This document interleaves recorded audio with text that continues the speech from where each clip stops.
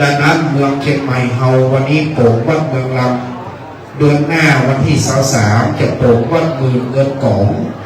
วันที่30จะโป่งวัดปะเป้าในไปสิ้นสุมาภาษาที่วัดปะเป้าใน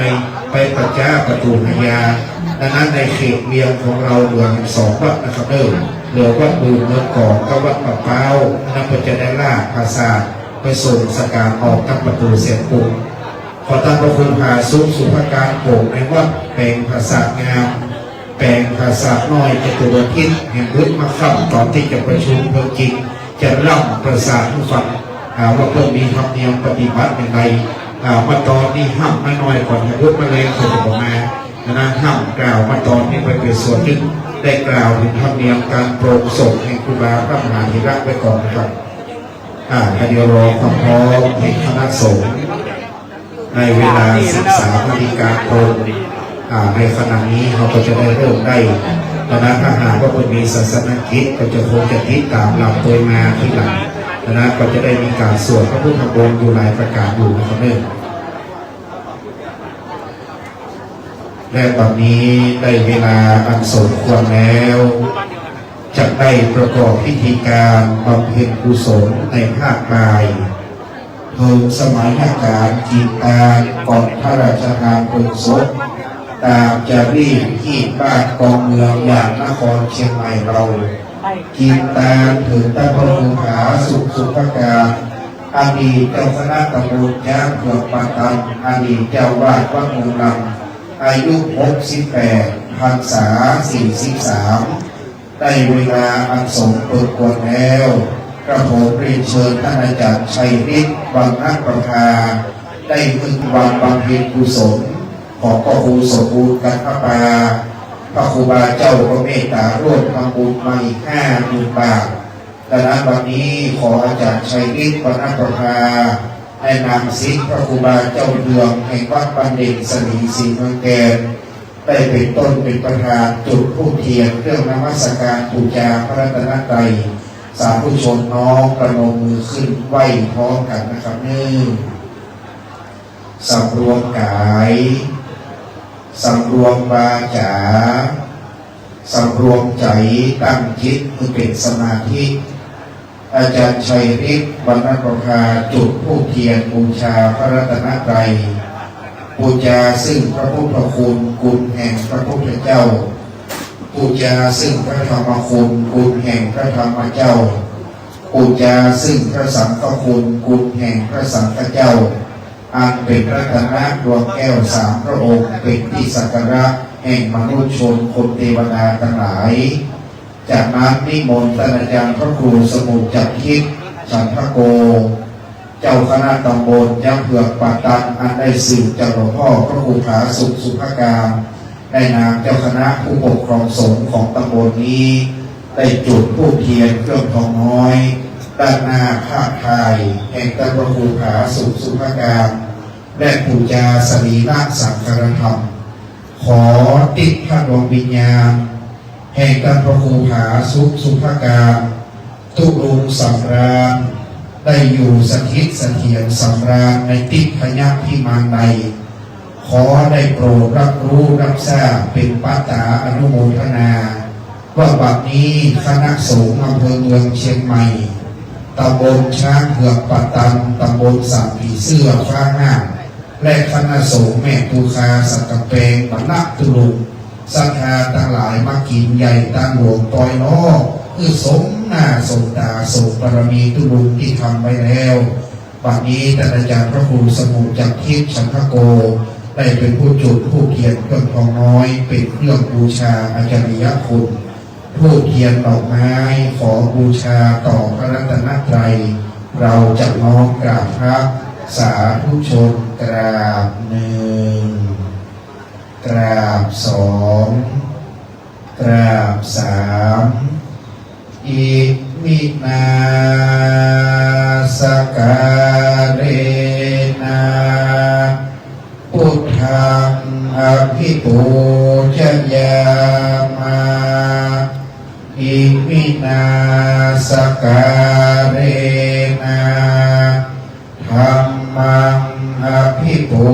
ชยามา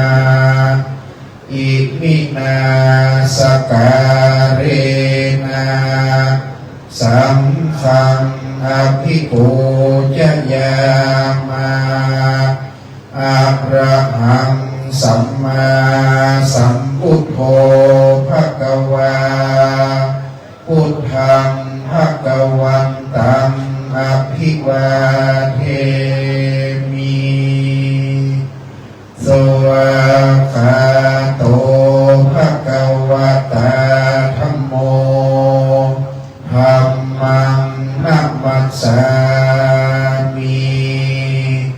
สุปฏิปันโนภควโตสาวกสังโฆ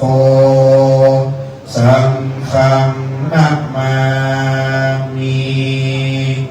มัจยังพันเตติสารเนนะสหปัญจศีลานิยาจามาทุติยัมปิมัจยังพันเตติสารเนนะสหปัญจศีลานิยาจามาตติยัมปิมัจยังพันเตติสารเนนะสหปัญจศีลานิยาจามาโมตัสสะภะคะวะโตอะระหะโตสัมมาสัมพุทธัสสะนะโมตัสสะภะคะวะโตอะระหะโตสัมมาสัมพุทธัสสะนะโมตัสสะภะคะวะโตอะระหะโตสัมมาสัมพุทธัสสะนะโมตัสสะภะคะวะโตอะระหะโตสัมมาสัมพุทธัสสะนะโมตัสสะภะคะวะโตอะระหะโตสัมมาสัมพุทธัสสะนะโมตัสสะภะคะวะโตอะระหะโตสัมมาสัมพุทธัสสะธังสรณังกัจฉามิพุทธังสรณังกัจฉามิธัมมังสรณังกัจฉามิธัมมังสรณังกัจฉามิสังฆังสรณังกัจฉามิทุติยัมปิพุทธังสรณังกัจฉามิทุติยัมปิพุทธังสรณังกัจฉามิทุติยัมปิธัมมังสรณังกัจฉามิทุติยัมปิธัมมังสรณังกัจฉามิทุติยัมปิสังฆังสรณังกัจฉามิทุติยัมปิสังฆังสรณังกัจฉามิตติยัมปิพุทธังสรณังกัจฉามิตติยัมปิพุทธังสรณังกัจฉามิตติยัมปิธัมมังสรณังกัจฉามิตติยัมปิธัมมังสรณังกัจฉามิตติยัมปิสังฆังสรณังกัจฉามิตติยัมปิสังฆังสรณังกัจฉามิปานาติปาตาเวรมณีสิกขาปะทังสมาธิยามิปานาติปาตาเวรมณีสิกขาปะทังสมาธิยามิอินนาตานาเวรมณีสิกขาปะทังสมาธิยามิอินนาตานาเวรมณีสิกขาปะทังสมาธิยามินาเมสุมิจฉาจาราเวรมณีสิกขาปะทังสมาธิยามิกาเมสุมิจฉาจาราเวรมณีสิกขาปะทังสมาธิยามิมุสาวาตาเวรมณีสิกขาปะทังสมาธิยามิมุสาวาตาเวรมณีสิกขาปะทังสมาธิยามิสุราเมร ยะมัจจปมาตฐานาเวระมณีสิกขาปะทังสมาธิยามิสุราเมรยามัจจปมาตฐานาเวระมณีสิกขาปะทังสมาธิยามิมานิปัญจสิกขาปะทานิสีเลนะสุขติยันติสีเลนะโภคสัมปทาสีเลนะนิพุติยันติตัสสมาสีลังวิโสทะเยสาธุสาธุสาธุในคำรบเบื้องต้นเราได้จุดธูปเทียนเครื่องนมัสการบูชาพระรัตนตรัยร่วมกับกล่าวกรรมบูชาธูปเทียนดอกไม้ไหว้พระได้สมาทานศีลไปเป็นที่เรียบร้อยก่อนที่จะได้สวดพระพุทธมนต์นั้นในวันนี้จะขออนุญาตโอกาสจากพระมหาเถระอันมีพระเดชพระคุณพระเจ้าคุณพระเทพปริยัติที่ปรึกษาเจ้าคณะภาคเจ็ดเจ้าว่าวัดเจ็ดยอดพระรามหลวงเป็นต้นเป็นประธานในการที่จะได้มอบตราตั้งเจ้าอาวาสวัดเมืองลำเพื่อจะได้สืบวัดแทนบาแทนหลวงพ่อท่านพระครูผาสุขสุภการไปหน้าณโอกาสวันนี้ขอได้เชิญท่านอาจารย์ชัยฤทธิ์วรรณประภาได้เป็นผู้อ่านคำสั่งแต่งตั้งเจ้าอาวาสวัดเมืองลำเมื่ออ่านตราตั้งจบแล้วจะได้ขอรับเมตตาจากพระเดชพระคุณหลวงพ่อท่านเจ้าคุณพระเทพปริยัติที่ปรึกษาเจ้าคณะภาคเขตเจ้าว่าพระเขตยอดพระรามหลวงได้มอบตราตั้งและขอเมตตาพระสงฆ์ทั้งนั้นจะเริ่มชัยมงคลคาถาเป็นลำดับต่อไปครับคำสั่งเจ้าคณะตำบลช้างเผือกป่าตันที่01/2568เรื่องแต่งตั้งรักษาการแทนเจ้าวาดวัดเมืองรังอาศัยอำนาจตามความในข้อ 4 แห่งกฎมหาเถรสมาคมฉบับที่ 19 พุทธศักราช 2536 ว่าด้วยการแต่งตั้งผู้รักษาการแทนเจ้าอาวาสออกตามความในพระราชบัญญัติคณะสงฆ์พุทธศักราช 2505 แก้ไขเพิ่มเติมโดยพระราชบัญญัติคณะสงฆ์ฉบับที่ 2 พุทธศักราช 2535 จึงแต่งตั้งให้พระปุณณเมธฉายาปุณณฉันโทนามสกุลจุมปามันอายุ63 พรรษา 4 วิทยาฐานะนักธรรมวัดเมืองรังตำบลป่าตาดอำเภอเมืองจังหวัดเชียงใหม่เป็นผู้รักษาการแทนเจ้าอาวาสวัดเมืองรังตำบลป่าตาดอำเภอเมืองเชียงใหม่จังหวัดเชียงใหม่ทั้งนี้ตั้งแต่บัดนี้เป็นต้นไปสั่งณวันที่ 25 เดือนมกราคม พุทธศักราช 2568 พระครูสมุทรจตุทิพย์ฉันทโกรักษาการเจ้าคณะตำบลช้างเผือกป่าตันเยยันโตโพเทยาโมเลสังกายานังนันเทวัตตโนเอวังตวังวิโยโหยจายันสุจายามังคะเลอาปัลลาจิกาปัลลังเกสิเสริโภคาเลอาเปเสเกสัพพะพุทธานังอาคาปะโตปัมโมดันติขัดตังสุมังกัลลังสุปาภาตังสุโหติตังสุขันโนสุโมโตทังลัมมาจาริสุปาตักขินังกายกัมมังวาจากัมมังปาตักขินังมโนกัมมังปะเดทิเตปะตังขินาปันตังขินาเดกัตวานาพันตเตปัตตะขินเนสัพเตพุทธาปัลลาปัตตาปัจเจกานัญจยังปัลลังพระหันตานัมจะเตเจนะรักขังปัญญา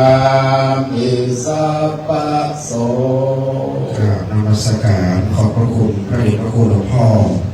ท่านเจ้าคุณพระเทพปริยัติที่ปรึกษาเจ้าคณะภาคเขตเจ้าวาดวัดเกศยอดพระอารามหลวงได้โปรดเมตตามอบคำสั่งตราตั้งผู้รักษาการแทนเจ้าวาดวัดบางดำแด่พระคุณเวศคุณัจจันโพที่ได้เป็นผู้สืบวัดแต่มาแต่ท่านพระครูผาสุขสุภากาศสืบไปหน้าต่อจากนี้ไปพระสงฆ์ทั้งนั้นอันนี้ท่านพระครูอดุลศรีนคิดเจ้าคณะตำบลหายาเขตหนึ่งเจ้าวาดวัดท่าคำราชการหลวงกุดีคำอันเป็นปฏิตานาปราชญ์มหาปราชญ์ราชครูจะได้นำพระสงฆ์สวดพระพุทธมนต์ธรรมะนิยามสุครับ วิปติปฏิภาหายาสัพพสัมปติสิทธิยาสัพพะทุกขวินาศายาปริตังรูธรรมังคลังวิปติปฏิภาหายาสัพพสัมปติสิทธิยาสัพพะพยาวินาศายาปริตังรูธรรมังคลังวิปติปฏิภาหายาสัพพสัมปติสิทธิยาสัพพโลกวินาศายาปริตังรูธรรมังคัลลังนะโมตัสสะภะคะวะโตอะระหะโตสัมมาสัมพุทธัสสะนะโมตัสสะภะคะวะโตอะระหะโตสัมมาสัมพุทธัสสะนะโมตัสสะภะคะวะโตอะระหะโตสัมมาสัมพุทธัสสะพุทธังสรณังคัจฉามิธัมมังสังฆังคัจฉามิสังฆังสรณังคัจฉามิทุติยามปิพุทธังสรณังคัจฉา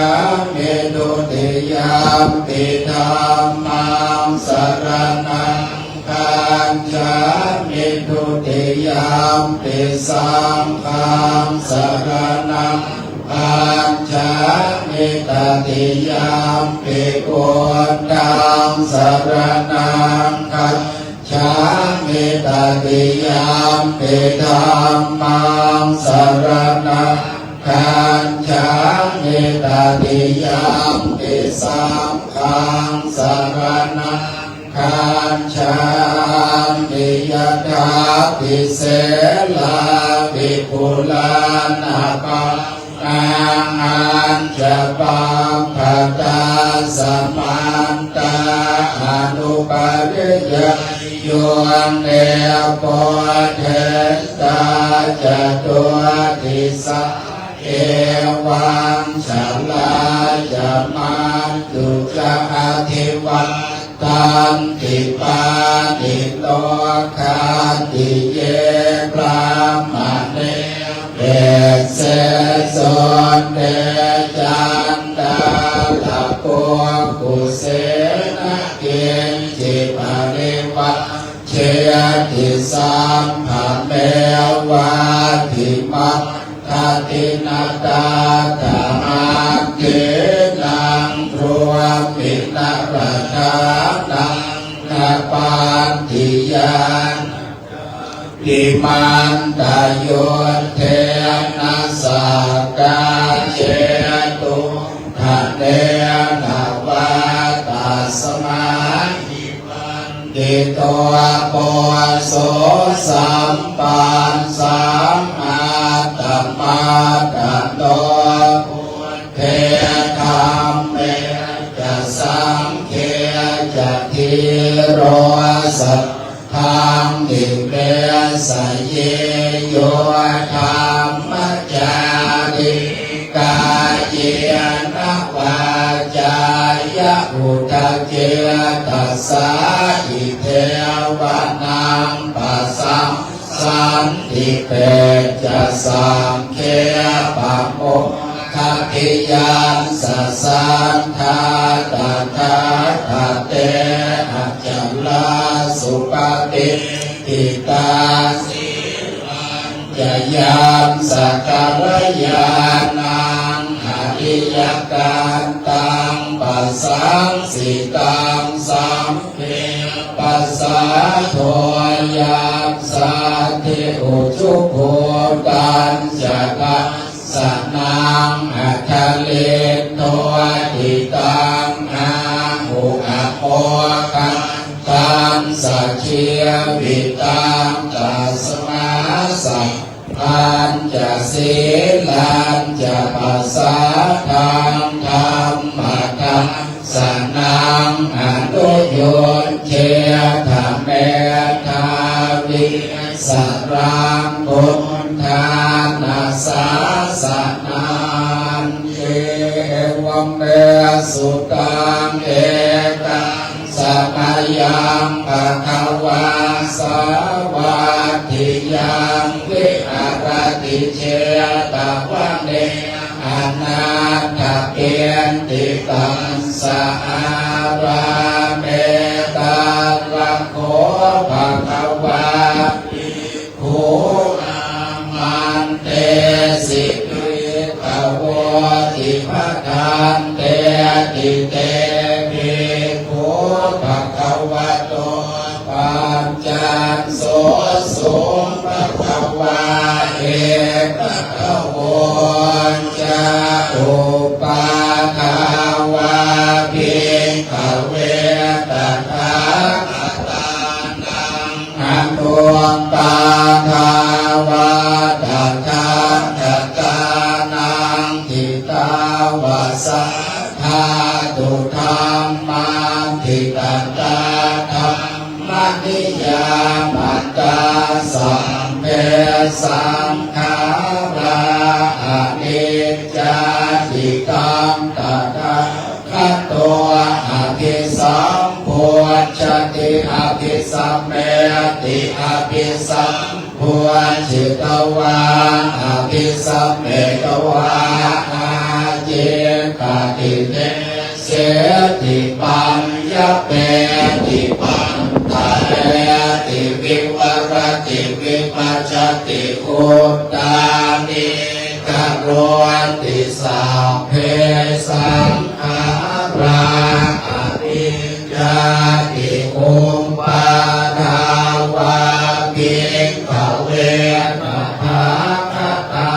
นังอนุปาทาวาตถาคตานังทิตาวาสาตุธัมมา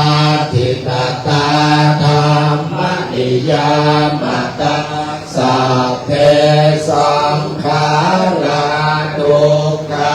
ติตังตถาคตอภิสัมโพชติอภิสัมเมติอภิสัมโพชิตวาอภิสัมเมตวาอาจิ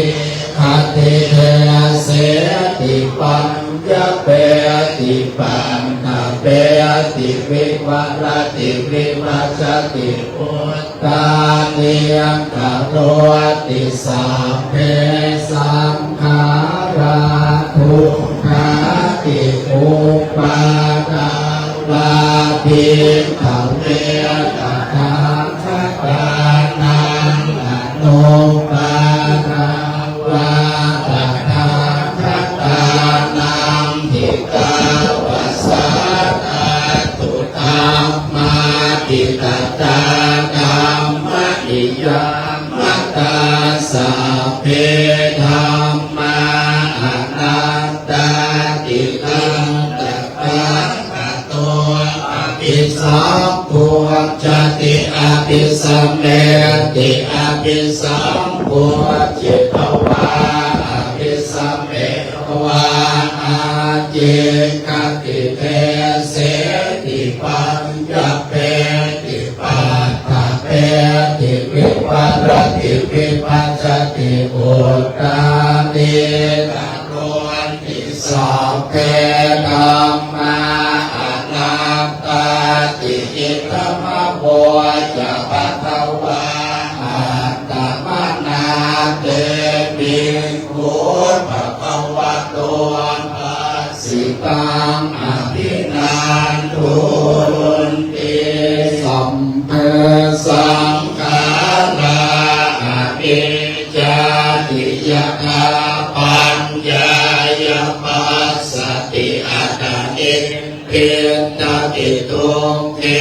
เอสัมมังโควิสุทธิยาสัพเพสังขาราทุกขาสิยถาปัญญายปัสสติอัตติเพียรตติทุกเขเอสัมมังโควิสุทธิยาสัพเพธัมมาอนันตติยถาปัญญายปัสสติอัตติเพียรตติทุกเอสัมมังโควิสุทธิยาอัปปกาเตมนุสเสสุเยชนาปารัคามิโนอัฏฐายังอิตราปัจจเตระเมวานุทาวะอิเยจะโคสัมมาคาเตธัมเมธัมมานุวัตติโนเทสนาปารเมตสันติมันจุทัยยังสุทโธตารังกานังธรรมังเมปะหายสุกังภาเวทะปันติโตโหกะอโนกะนาคัมมะวิเวเกยันตโตรัมมังปะตะราภิรัตเตชัยยะหิตวากาเมอะเกณจะนอนปริโยทัพยะอัตตานังเยตตะเลเสหิปันติโตเยสัมสัมโพธิยังเทสุสัมมาจิตตังสุภาวิตังอาทานนัปปิเดนสังเกอนุปาทายะเยระตาทินาสวายสุติมันตัวเตโลเกปริเนพุตตาติยธานาเวปาตุภาวันติธรรมอันตาปิโนจายะโตพระมนังสะอาตาสกังหาวะปะยันติสัพพายะโตอะยังพุทธัมมัญญะทังหาเวปะตุภาวันติธัมมังอาตาปิโนจายะโตธัมมานังสะอาตาสกังภาวะปะยันติสัพพายะโตยังปัจจยานังอเวทิยถาอเว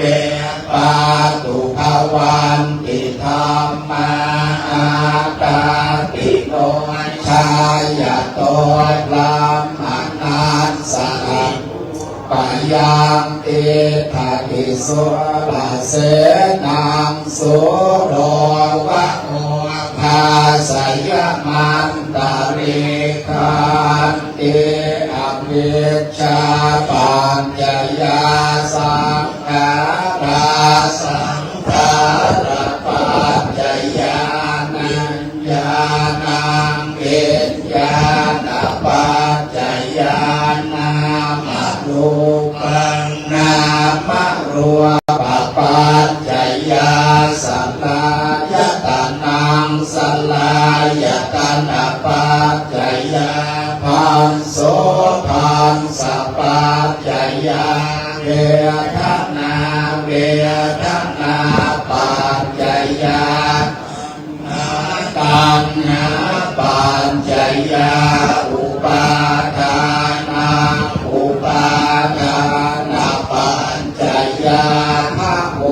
ภะวะปัญญ จยาชาติชาติปัจจยาชรามรณังโสกปริเทวทุกขโทมนัสสุปายาสาวันติเอวะเมตัสสะเกวะรังสัตทุกขังขังกัสสะสัพพะโยโหติอวิชชายตเววะอาเสสะวิราคะนิโรธาสังขาระนิโรธสังขาระนิโรธาวิญญาณนิโรธวิญญาณนิโรธานิโรธนาโรปนิโรธาสัลลายตนะนิโรธสัลลายตนะนิโรธาปัสสะนิโรธปัสสะนิโรธาเวทนานิโรธเวทนานิโรธาตัณหานิโรธตัณหานิโรธาอุปาทานนิโรธอุปาทานนิโรธาตินิโรธชาตินิโรธาชรามรณังโสกปริเทวทุกขโทมนัสสุปายาสานิโรธจันติเอวะเมตัสสะเกวะรัสสะทุกขังขังกัสสะนิโรธโมติติตังนาวัตมายนา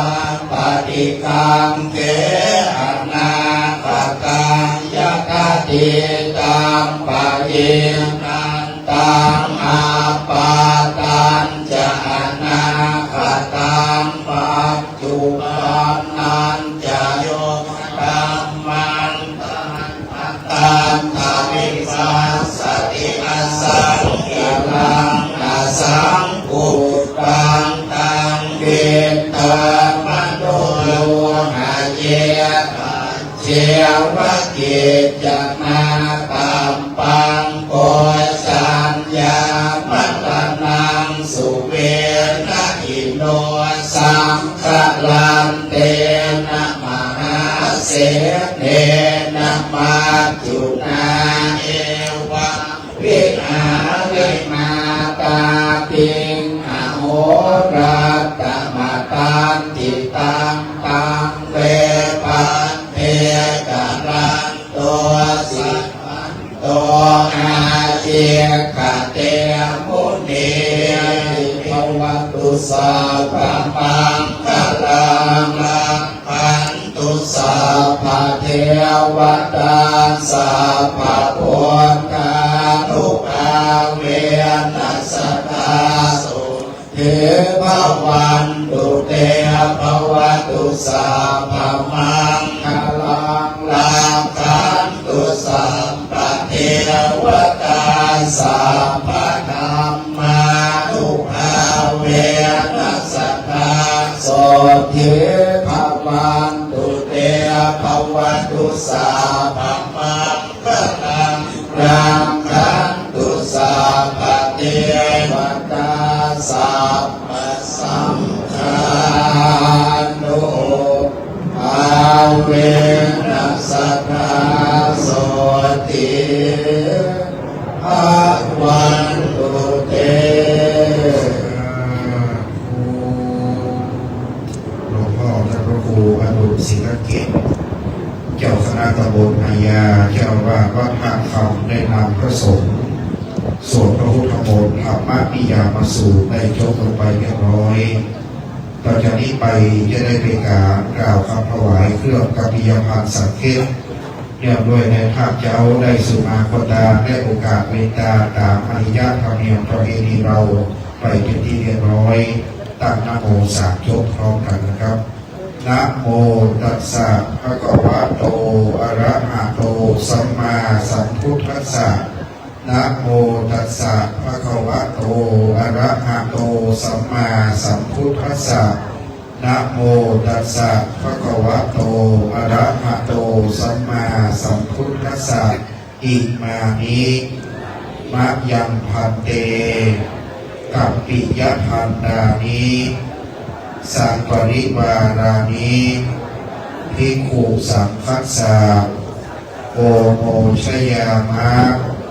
สาธุโนภัตเตภิกขุสังโฆอิมานิกัปปิยพันดานิสังปริวารานิปฏิคันหาตุอัมหากังทีฆรตังอิตายะสุขายะข้าแต่พระสงฆ์ผู้เจริญข้าพระเจ้าทั้งหลายขอน้อมถวายเครื่องกัปปิยพันธ์กับทั้งของบริวารทั้งหลายเหล่านี้แด่พระสงฆ์ขอพระสงฆ์จงรับเครื่องกัปปิยพันธ์กับทั้งของบริวารทั้งหลายเหล่านี้ของข้าพเจ้าทั้งหลายเพื่อประโยชน์เพื่อความสุขแก่ข้าพเจ้าทั้งหลายตลอดกาลนานเถิดสาธุประสงค์ทั้งนั้นได้เมตตาอนุโมทนาสาธุการไปเป็นที่เรียบร้อยต่อจากนี้ไปจะได้น้อมประเคนถวายเครื่องกัปปิยพันธ์สังเกตครับวันนี้กราบในเมตตาครูบาอาจารย์พระสงฆ์ที่ได้ร่วมเป็นเจ้าภาพยอดทานปัจจัยหลายรูปแล้วก็ขอบคุณศรัทธาเจ้าภาพที่ได้หอมตารับเป็นเจ้าภาพสำหรับยอดทานสังฆทานวันนี้มีพระมหาเถระที่ได้เมตตาร่วมเป็นเจ้าภาพอย่างเช่นท่านอาจารย์พระมหาอำนวยปัญญาวชิโรก็ได้ร่วมน้อมรับเป็นเจ้าภาพเรื่องกัปปิยพันธ์ก็ขอกราบเมตตาได้พักนั้นมามีท่านอาจารย์พระครูประภัสสรนิรันดร์เจ้าคณะตำบลแม่ภูคาวัดภูคาเหนือก็เมตตาร่วมรับเป็นเจ้าภาพ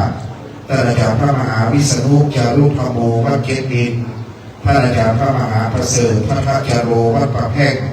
ท่านอาจารย์พระครูวิบูลย์รัตนานุวัฒน์ผู้ช่วยเจ้าวาดวัดเกตยอดพระรามหลวงดังนี้เป็นต้น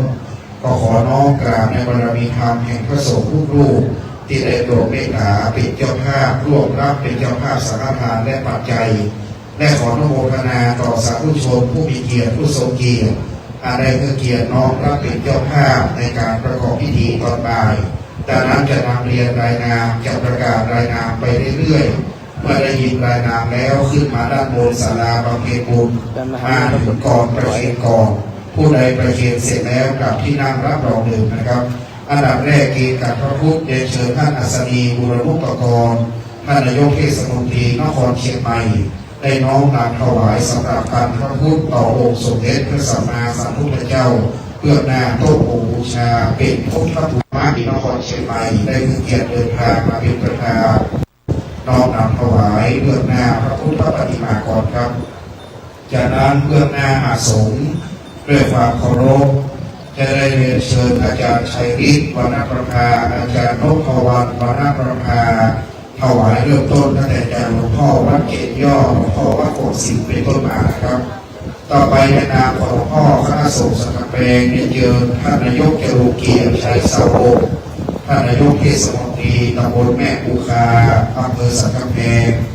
เชิญพ่อหลวงพรพิจิตรกันนาผู้ใหญ่บ้านหมู่ที่ 9ในนามของศรัทธาภูคาเหนืออำเภอสังฆเพลงได้ขึ้นมาถวายเดี๋ยวอาจารย์พิสุทธิ์ช่วยจัดเข้ากันเนื่องเวลาคุณโยมขึ้นมาจะได้ประเคนได้โปรดอาจารย์ชัยฤทธิ์1 รูปอาจารย์นพวรรณวรรณประภา1 รูปจากนั้นได้เชิญพระหลวงพ่อพิจิตรท่านนายกจรุเกียรติชัยสาวกจากนั้นคุณแม่จันแสงช่ำชองคุณแม่บุญคำหงฟ้าคุณแม่จำดีแก้วยังได้ยินรายนามไว้ด้านหน้าเลยนะครับจะเรียงไปทีละแถว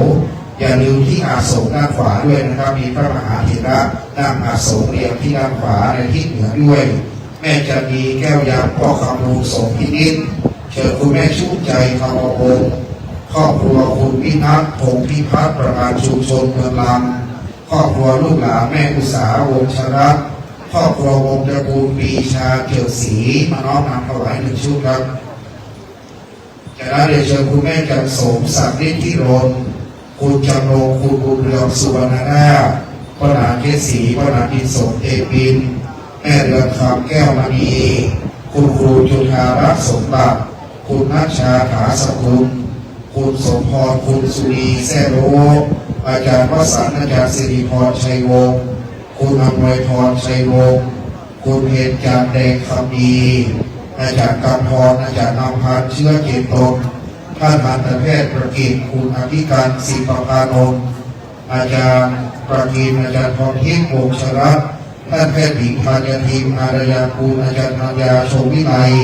คุณแม่คำเอ้ยคุณนันทนาดวงมณีเชิญท่านครับคุณแม่แสงล่าสิริคุณแม่ยุพินแก้วเมืองมาคุณเสรีคุณอุบลท่านนายแพทย์ต่อพงศ์สุวรรณมณีอาจารย์ชูศักดิ์อาจารย์ภาวนาพงษ์เจริญและครอบครัวคุณประมาณคุณรัตนาวดีชรตะวันคุณพรสยามหงฟ้าคุณอภพรทิพย์นะท่านดร.พัฒนาบุญยประภาท่านพันตำรวจเอกปรีชาปัญญาเลิศพร้อมคณะเพื่อนพัฒนาไทยพยับ1 ชุดเรียนเชิญคุณจริงจองจาดและครอบครัวท่านร้อยตำรวจเอกชัชวาลคุณขวัญมาไทยคุณนะคุณบุญผายผาสกุลคุณสุนทรีอินมณีคุณสมยศคุณศิริรัตน์ศรีพยัคฆ์ก็บุญการแก้วยาคุณรัชยาคนเกซื่อแม่น้อยนักชนียาประเสริฐแม่คำผิวศรีสุภาคุณประพินรัตนาโกไสแม่อนงเสริมไทยรักคุณสนิทคำมณีเลิศพ่อกำนันทองหยดแม่กำนันเกลียงยะกองกำนันตำบลแม่ภูคาสันกำแพงคุณแม่อุไรวันมาพิพานทองลำปางพ่อคำน้อยแม่จันทนาคุณสายันคำแก้วคุณทิพวรรณนินสุวรรณบ้านภูคาเหนือคุณเจริญคุณบดีชัยงามคุณอำนาจคุณชนิดาอุเงินคุณรัศพลคุณชมพูนุชเด็กหญิงชัญญานุชเรือนมูลคุณจันแรมจันทวันคุณแม่บัวผินสุนทรเวชรัตนมหาอุบาสิกาได้ร่วมมาประทินถวายด้วยนะครับด้านหน้าน้อมนำบูชาวันนี้ถวายกับปิยพันธ์สังเกตน้อมนำถวายด้วยครับแถวด้านหลังต่อคุณแม่บัวผินสุนทรเวชน้อมนำถวายอีก1 ชุดคณะเจ้าภาพน้อมนำถวายทีละชุดไม่ครบเลยนะครับกระโหลกทองยศกระโหลกตะโบแม่ภูคาพวกกำนันทองยศพนายกกระโหลกพรพิจิตรนะครับมาโคบเลยเนาะตะโบแม่ภูคาของพวกกำนันทองยศน้อมนำถวายนะครับ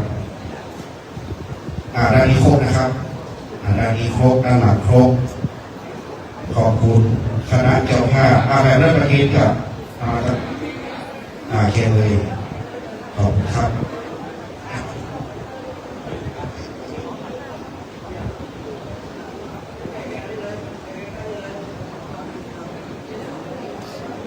วันนี้เจ้าภาพทุกสายทุกคณะได้ประเคนครบถ้วนเป็นที่เรียบร้อยต่อจากนี้ไปเข้านิมนต์พระสงฆ์โปรดเมตตาอนุโมทนาเป็นลำดับต่อไปครับ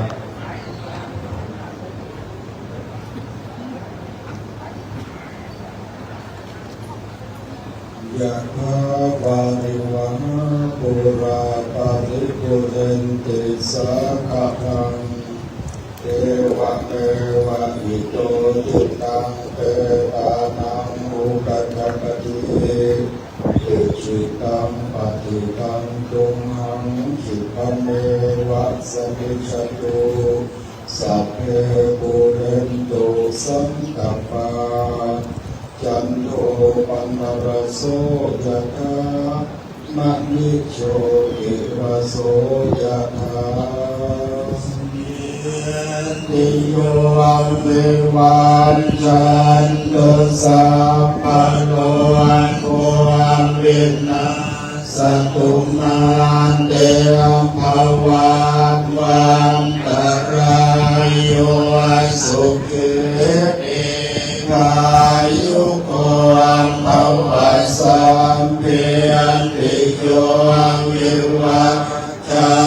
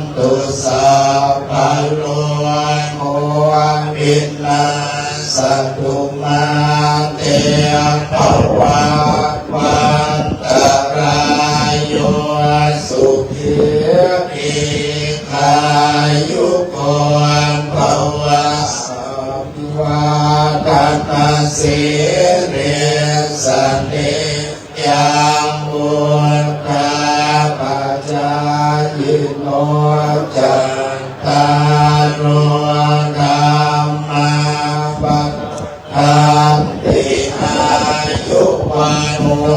สุขังภาลังอัตตาสิเมอัตตาสิเมยาติเมตาสังฆาจะเมเปตานังทาตินังปัญจโภเพกตมโนสรังนาอิรุนังวาโสโภวายาวันยาปะอิเคเนวันานาตังเปตานามัทธายะเอวังเตทันติยาตโยอายัญจังโคทากินาอินาสังฆาเปโสปะเกเกตาเตตระตังยัสสะทานาโสอุปตาปฏิโสยาติธรรมโมยังนิทังสิโตเป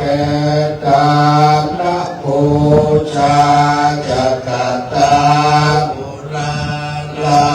ภลังจะเพ็งโคนัมมโนปะเกนังตุมเหหิปุญญังปัสสุตังอันนาปะกันติภวตุ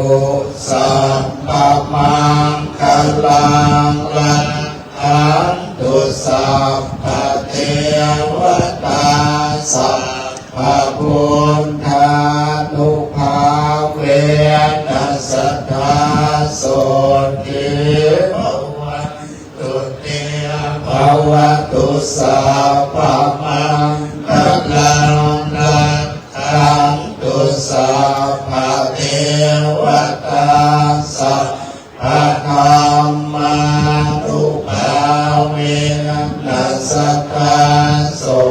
ติภวันตุเตภวตุสัพพะมังคลังลันทันตุสัพพะเทวตาสัพพะสังฆานุภาเวนัสสทธาโสติภวันตุเต สาธุเจริญทิฏฐภาวนาทำสมาธิพร้อมกันคือพอสมควรแก่เวลานะครับหนึ่ง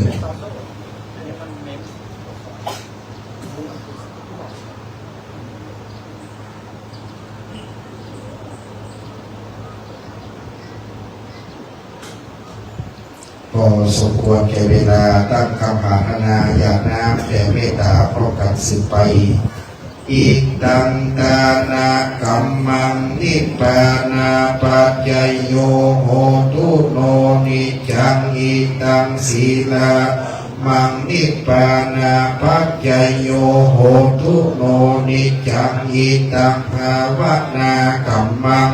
ปานาปัจจยโยโหตุโนนิจังยังกินจิกุสลัง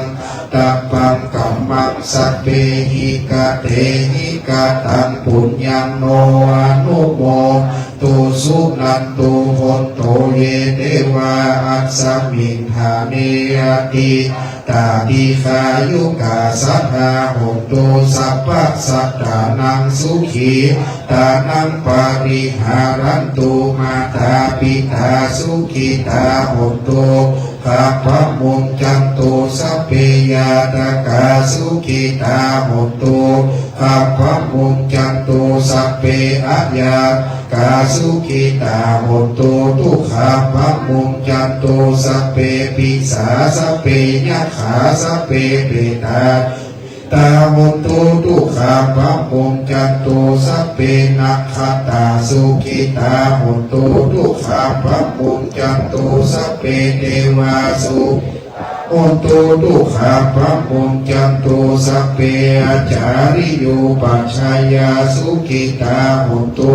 ขาปะมุญจันโตสัพพะสัพพะทีนังสามิชันตุโวสังฆารธรรมพระครูผาสุขสุภการจะตั้งยังวัดเมืองลังวันสุดท้ายลาวัดวาศาสนาวันตาหลวงพระเจ้าหลวงในวิหารอุโบสถพระเจดีย์พระเจ้าไม้สนีมหาโพธิ์ตุลุงลาจะลาวัดเมืองลังวันตาหลวงพร้อมกันนะครับเด้อวันตามิพุทธังสัพพังเมโตสังฆัมมาเมพันเตวันตามิธัมมังสัพพังเมโตสังฆัมมา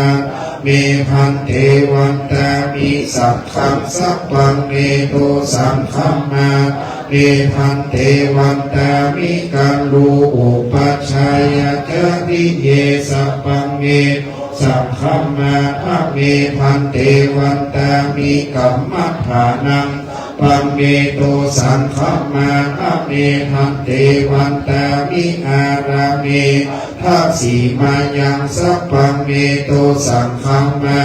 เมพันเตวันตามิเจติยังสัพพังสัพพะทาเนสุทิฏฐิตาสรีราธาตุมหาโพธิพุทธรูปังสักกัลลังตานากะโลเกเทวะโลเกพระมะโลเกจัมปูทิเปลังกาสรีราธาตุโยเกสาธาตุโยอระหันตาธาตุโยเกติยังกุติงจัตุราสีติสาหักเสธรรมะขันเทสเปปาตะเกติยังอะหังวันตามิสัพพะโสสังฆธรรมทุลงรามก้อยสู่มาก่อนที่จะโป่งอย่างบึกมาขับบัดนี้หลวงปู่พระครูพิสิทธิ์พิพิธการครูบาวัดโคกสิงห์มีพรรษาด้วยการสมสุดวันตาหน่อยครูบาเจ้าวัดโคกสิงห์นะครับวันตามิพันเตสัพพังอาปะลาหังคัมมาเมพันเตมายากะตังปุญญังสามินานุโมทิตาปังสามินากะตังปุญญังไมหังตัปปังสาธุสาธุอนุโมทามิสาธุขอเมตตาพระคุณเจ้าได้อยู่ร่วมพิจารณาพระไตรทุกรูปนะครับขโยมโชเฟอร์คนขับรถพระคุณเจ้าแต่ละวัดรับพยาทานไปเก็บไว้ที่รถก่อนเพื่อความสะดวกของครูบาอาจารย์ที่จะออกได้สำรับจากพระไตรกับสุกุลอย่างสักกำหนึ่งขออนุญาตโอกาสเวลาให้เจ้าหน้าที่กลุ่มพิธีการศพที่ได้รับพระราชทานที่7สำนักงานวัฒนธรรมจังหวัดเชียงใหม่ได้เตรียมสถานที่และจะได้ขออนุญาตปรับสถานที่เตรียมความพร้อมสัก10 นาทีนะครับปาดกองของวงลูกเจ้าพ่อสิงห์ดานได้แห่กองขึ้นก่อนนะครับดังนั้นตอนนี้เราจะได้เตรียมความพร้อมแห่กองส่งสกัดก่อนสัก10 นาทีก็เดี๋ยวถ้าว่าความพร้อมแล้วจะได้น้อมเข้าสู่พิธีการก็ขอโอกาสจากพระมหาเถระในการประกอบพิธีในการนี้ในการเตรียมความพร้อมรายชื่อรายนามประมาณ10 นาทีและจะได้น้อมนำเข้าสู่พิธีขอปรับสถานที่สักเล็กน้อยนะครับ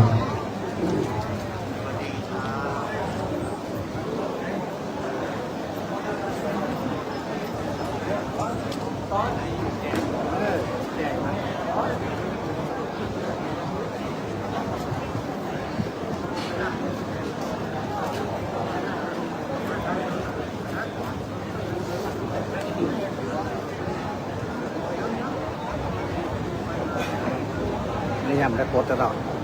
คุณละครับจะได้เป็นมันหนักกว่า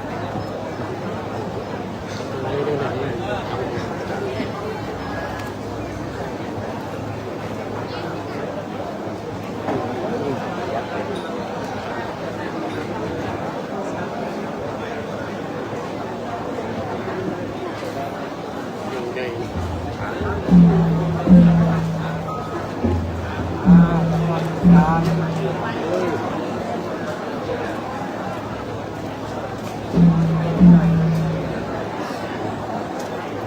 วสิง่ายไหวสิง่ายครับมันเล็กมันมีม้วนเลยมีม้วนกับตา อ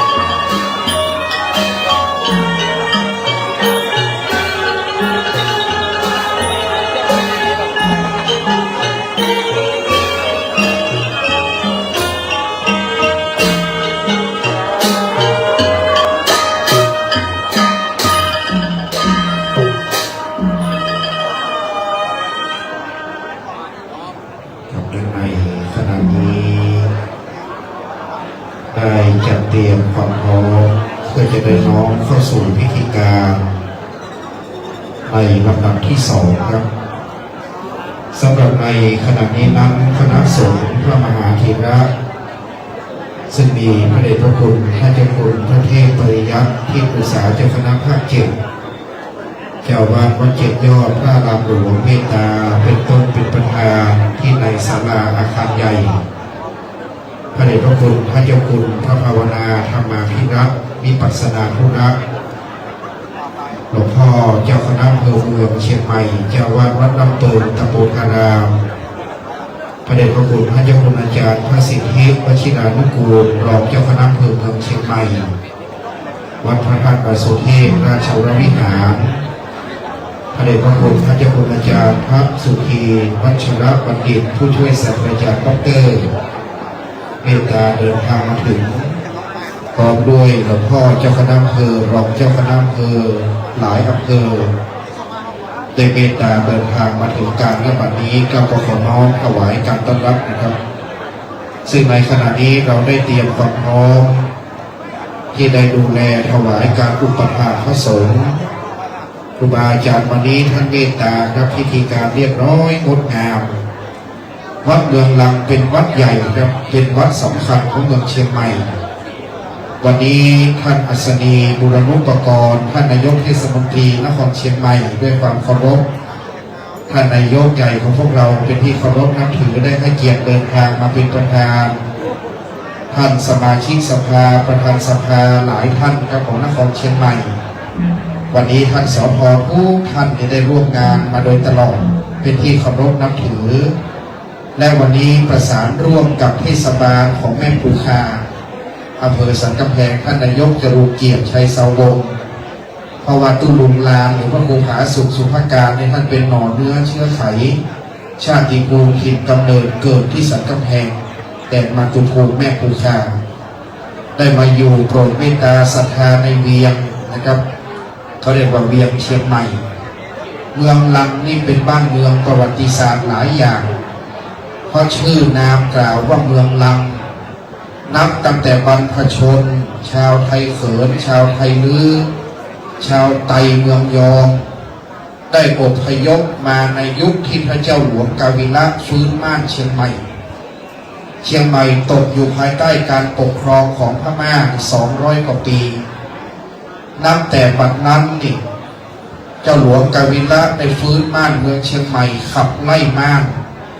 หนีออกจากบ้านเมืองเชียงใหม่และไปเก็บผักใส่ซ้าเก็บผ้าใส่เมืองเขาบอกว่าเมืองเชียงใหม่นี่มันปลอดคนไม่มีผู้คนอาศัยอยู่ขึ้นไปเมืองเชียงตุง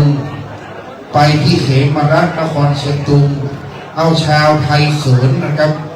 มาไว้ที่ในเขตเมืองเชียงใหม่ชาวไทยเขินที่เป็นช่างมีฝีมือไทยเขินมีฝีมือควงฮักควงหางเครื่องเขินเอาไปไว้ที่ธาตุคำนันตายางกวงอันนี้เขินเป็นสลาเขินเกษตรกรรมยะให้ใส่นาเอาไปไว้บ้านปะป้องโดยสะเก็ดสันกังปลาสันกำแพงสายมูลสันกำแพงอันนี้ชาวไทยเขินไปไว้ต้นแหนน้อยต้นแหนหลวงแสนคันธาสันปะตองไม่วางเอาไปไว้ที่สันปะตองยักไร่ใส่นาไปเอาชาวไทยลื้อมาจาก12 ปันนามาตั้งรกรากที่เมืองหลวงโดยสะเก็ดเป็นชาวไทยลื้อเจ้าไตน้ำคงมีฝีมือเครื่องเงินเอาไปไว้ที่ถนนช่างหล่อบึงสารบัวลายศรีสุพรรณนี่เป็นช่างเอาเมืองเจ้าเมืองมางก็ตั้งชื่อว่าเมืองมางบ้านเมืองลังอยู่ในเขตเชียงตุงก็มาตั้งชื่อเมืองลังเนี่ยนะครับ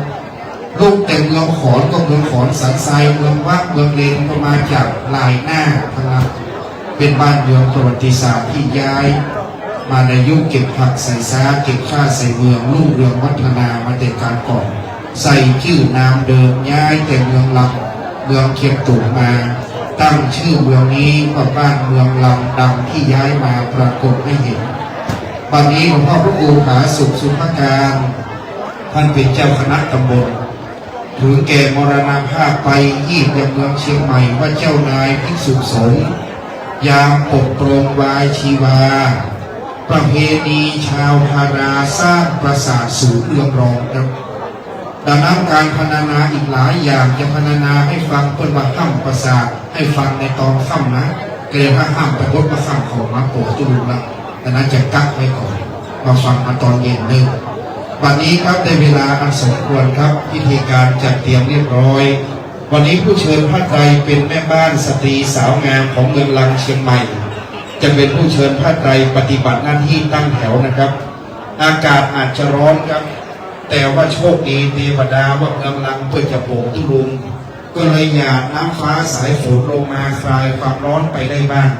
ถ้าฝนมาตกมาเช้ามืดวันนี้พี่น้องสหเมืองลังนี่ฮ้อนนี่ชุดปกติขาวทั้งหลายที่ไม่ไหวแน่นอนนะครับบุญทุลุงมีครับแล้วเขาบอกว่าเป็นพายุไปอำเภออื่นเป็นพายุพอมาอำเภอเมืองเชียงใหม่เป็นน้ำฟ้าสายฝนตกหลั่งมาเหมือนน้ำใจแปลกนะครับไปอำเภอนี้เป็นมเหบไปพะเยาเป็นลูกเห็บนะเป็นมเหบตกพอมาเชียงใหม่ปุ๊บกลายเป็นน้ำฝนนะครับไม่มีลมปราสาทก็ทำฝนไม่เสียหายทำฝนตลอดตั้งเจ้าและแผ่นดินนี้ชุ่มเย็นไปด้วยน้ำฝนถ้าฝนไม่ตกไม่ต่ำกว่า35องศาพวกเราเหล่าข้าราชการนะครับต้องหาพัดลมเป็นการใหญ่ฮ้อนกายฮ้อนได้ใจอย่าร้อนร้อนกายลมพัดเดี๋ยวหายใจร้อนอยู่ไหนไม่หายนะครับอยู่ไหนกินไหนไม่ได้บัดนี้แม่บ้านผู้ทำหน้าที่8ท่านขอให้ตั้งใจว่าวันนี้เราจะมีบุญผู้ได้เชิญพระไตรร้อนไม่เป็นไรเพราะทุลุงลานก็มีรูปเดียวและปุ่มครั้งเดียวถ้าเสร็จจากนี้ท่านนายกบอกว่าท่านนายกอัศนีจะให้รางวัลแม่บ้านคือน้ำเปล่าเย็นคนละขวดนี่คือรางวัลที่จะได้ดังนั้นวันนี้ดูแลอย่างดีนะครับไม่ไหวให้บอกลำดับที่1ครับพระไตรบังสุกุลไตรเปิดขอน้อมเข้าสู่พิธีเลยนะครับขอได้เชิญท่านอาจารย์ชัยฤทธิ์วรรณประภารัตนมหาอุบาสกได้ให้เกียรติทอดพระไตรบังสุกุลไตรเปิดขอได้เชิญท่านอาจารย์ชัยฤทธิ์ครับท่านเป็นรัตนอุบาสกผู้ประถมการพระศาสนาเป็นลูกศิษย์ในพระครูบาเจ้าเทืองนาถศรีโลวัดเด่นสลีศรีเมืองแกนท่านในอุปถัมภ์วัดนี้ตั้งแต่รุ่นพระครูสมบูรณ์กันทปา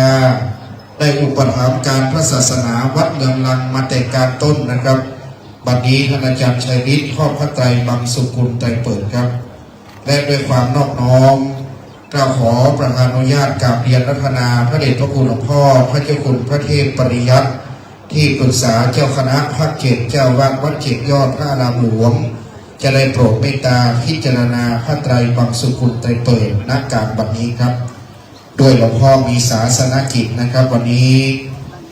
ดังนั้นหลวงพ่อจะเมตตาพิจารณาพระไตรบังสุกุลไตรเปิดและจะมีเถรบัญชาถวายแก่พระเจ้าคุณพระภาวนาธรรมาภิรัตน์เจ้าคณะอำเภอเมืองเชียงใหม่เป็นประธานสงฆ์สำหรับพิธีการพระราชทานเพลิงศพสาธุชนประนมมือขึ้นครับ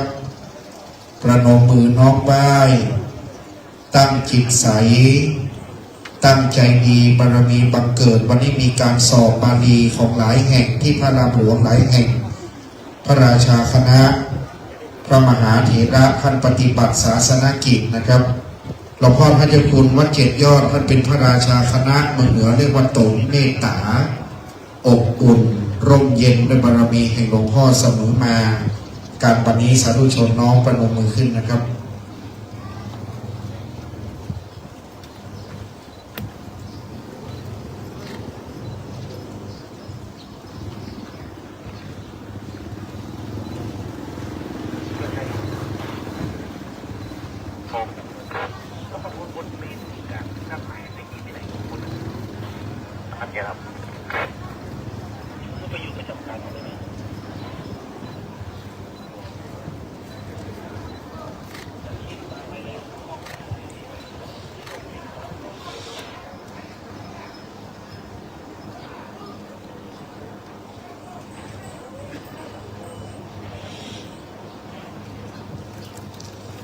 กราบนมัสการขอบพระคุณพระเดชพระคุณหลวงพ่อพระเจ้าคุณพระเทพปริยัติที่ปรึกษาเจ้าคณะภาค7เจ้าวาดวัดเจ็ดยอดพระอารามหลวงโปรดเมตตาเป็นประธานในเบื้องต้นสำหรับการพิจารณาพระไตรบังสุกุลไตรเปิดเป็นบุญของเราทั้งหลายนะครับบ้านเมืองเชียงใหม่ร่มเย็นมีพระมหาเถระ เราได้กราบได้ไหว้พระมหาเถระนับว่าเป็นบุญแห่งเราทุกคนดังนั้นวันนี้เราทุกท่านได้ตั้งจิตตั้งใจพร้อมกันน้อมนำจิตให้เป็นสมาธิและเป็นเครื่องหมายอันดีแห่งพุทธศาสนิกชนว่าเคารพในพระสงฆ์ครับผ้าไตรบางสกุลแต่ละชุดครับจะมีทั้งหมด6ชุดชุดละ8ไตรโดยจะได้ขอรับเกียรติจากท่านผู้มีเกียรติทีละชุดนะครับ เมื่อได้ยินรายงานแล้ว เราจะยืนเทียบด้านหน้าคณะสตรีแม่บ้านผู้เชิญผ้าไตรถ้าได้ยินรายนามแล้วเรียนเชิญได้ยืนเทียบก่อนนะครับเมื่อครบ8ท่านจึงจะแปลแถวเข้าทอดวันนี้เทศบาลนครเชียงใหม่เราเป็นเจ้าของพื้นที่จะให้เกียรติสำหรับเทศบาลและท่านผู้มีเกียรติจากสันกำแพงก่อนตัวเราเอาโคนบ้านไก่เอาแขกผู้มีเกียรติเป็นต้นดังนั้นวันนี้นั้นในส่วนของสันกำแพง8ท่านจะเป็นต้นแบบให้อีก5ชุดจะเป็นเนติแบบอย่างนะครับดังต่อไปนี้ครับ1เชิญท่านกำนันทองหยดยักษ์กองท่านกำนันตำบลแม่ปูคาสันกำแพงเรียนเชิญท่านรองชัยนรงค์ชัยสารท่านรองนายกเทศมนตรีตำบลแม่ปูคาครับเชิญท่านสภ.อนันต์กันนาท่านสภ.เทศบาลตำบลแม่ปูคาสภ.สุริยาแสงสิงห์สภ.เทศบาลตำบลแม่ปูคาพ่อหลวงพรพิจิตรกันนาพ่อหลวงบ้านหมู่ที่9บ้านปูคาหัวบ้านสันกำแพงเรียนเชิญคุณสมชายฮาวคำฟูสารวัตรกำนันตำบลแม่ปูคาท่านว่าที่100 ปีปักธงชัยนามแสงและผู้ช่วยชัดหากขุนพจน์จากอำเภอสันกำแพงครับวันนี้ข้าราชการจากสันกำแพงอันเป็นแดนมาตุภูมิชาติภูมิแห่งหลวงพ่อพระครูผาสุขสุภการจะได้รับเกียรติเป็นชุดที่1รับผ้าไตรครับวันนี้ได้รับผ้าไตรพ่นกำนันทองหยดนำแถวขึ้นเทียบเลยนะครับดังนั้นชุดนี้ชุดที่1จะเป็นแบบอย่างให้แก่แต่ละชุดได้น้อมนำในการทอดผ้าไตรบางสกุลในลำดับที่1ครับ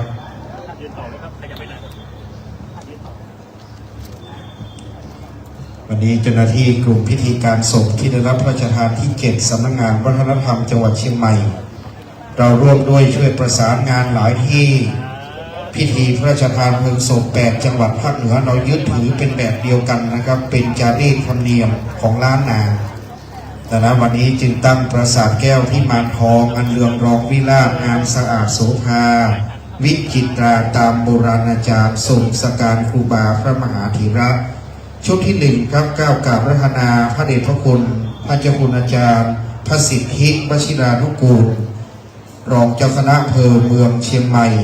วัดพระธาตุดอยสุเทพราชวรวิหารพระเดชพระคุณพระเจ้าคุณอาจารย์พระสุธีวัชรบัณฑิตผู้ช่วยศาสตราจารย์ดร.เจ้าคณะตำบลศรีภูมิเขต1วัดอินทขินในนามของรองอธิการบดีมหาวิทยาลัยมหาจุฬาลงกรณราชวิทยาลัยวิทยาเขตเชียงใหม่ท่านพระครูสาธรกิจโกศลเจ้าคณะอำเภอสารพีวัดสารพีท่านอาจารย์พระครูวิสิทธิ์ศรีลาภรณ์รองเจ้าคณะอำเภอเมืองเชียงใหม่เจ้าวาดวัดวังสิงห์คำท่านพระครูประภัสธรรมรังสีครูบาเจ้าจันทรังสีเจ้าคณะตำบลศรีภูมิเขต5เจ้าวาดวัดกู่เต้าเวรุวนารามหัวเวียงนครเชียงใหม่ท่านอาจารย์พระครูปริยัติกิจจาภิวัตรดร.ท่านผู้อำนวยการโรงเรียนธรรมราชศึกษาเจ้าคณะตำบลพระสิงห์เขต1ผู้ช่วยเจ้าวาดวัดพระสิงห์วรมหาวิหารและพระครูอดุลศิลกิจเจ้าคณะตำบลหายาเขต1เจ้าวาดวัดธาตุคำครับนิมนต์ชุดที่1ครับเมตตาพระมหาเถระสาธุชนน้อมประนมมือขึ้นครับตั้งจิตเป็นสมาธิน้อมนำประนมมือนี่คือหน้าที่ชาวพุทธจิตบริสุทธิ์ของเราเมื่อเห็นพระสงฆ์เดินออกจากศาลาศรัทธาก็เริ่มประนมมือขึ้นเป็นภาพที่งดงามครับนี่คือพุทธศาสนิกชนชาวเชียงใหม่วัดเมืองลังถือเป็นวัดที่ได้ไปร่วมกิจกรรมโครงการธรรมสัญจรรถด่วนขบวนพิเศษโครงการต่างๆจะได้ฟังเทศตลอดนะครับวัดของเราดังนั้นวันนี้กรรมการครูบาอาจารย์มาเห็นก็เป็นที่งดงามตามความเรียบร้อยน้อมประนมมือครับ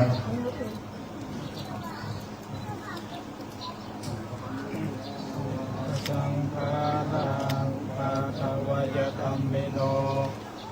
าจิตวานิโรจันติเตสังอุปัสสโมสุโข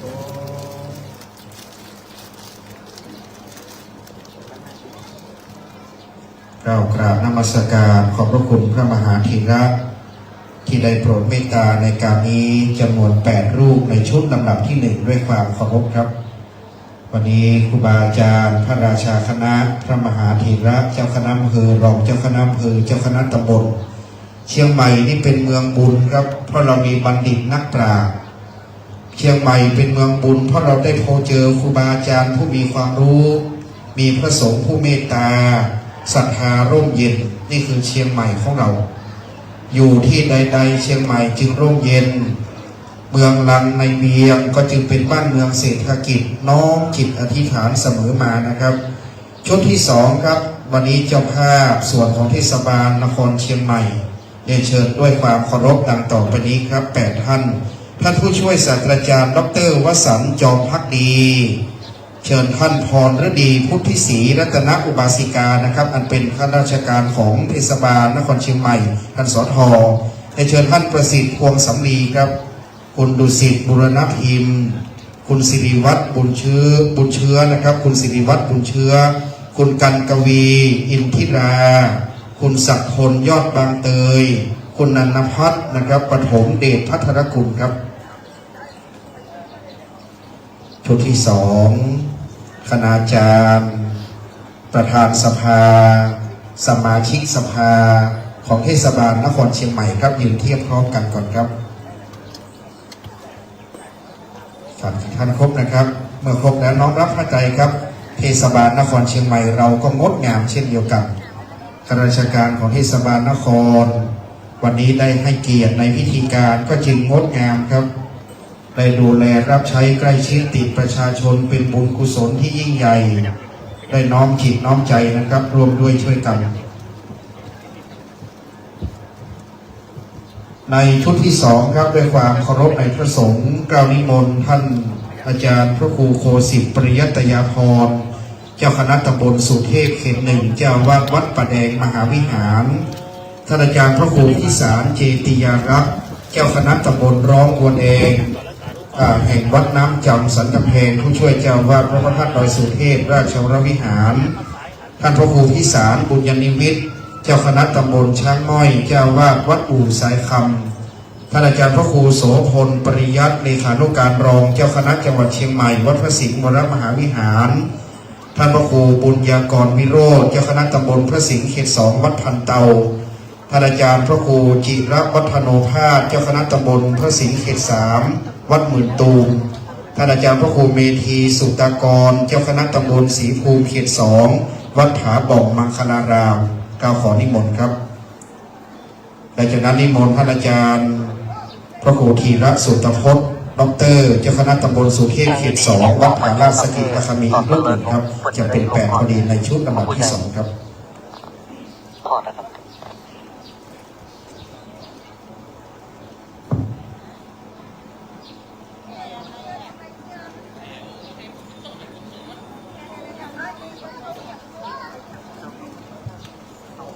เมตตาเจ้าคณะตำบลทั้งนั้นนะครับในชุดนี้ครูบาอาจารย์สาธุชนน้อมประนมมือครับเป็นภาพที่งดงามตามที่เราปฏิบัติได้เกิดขึ้นน้อมนำบูชาครูบาอาจารย์นะครับปราสาทแก้ววิมานทองจตุรมุขพิมานหลังยอดตั้งไว้ใจกลางปราสาทจตุรทิศ4ด้านเพียงพิมานตั้งไว้4ทิศประดิษฐานไว้นะครับ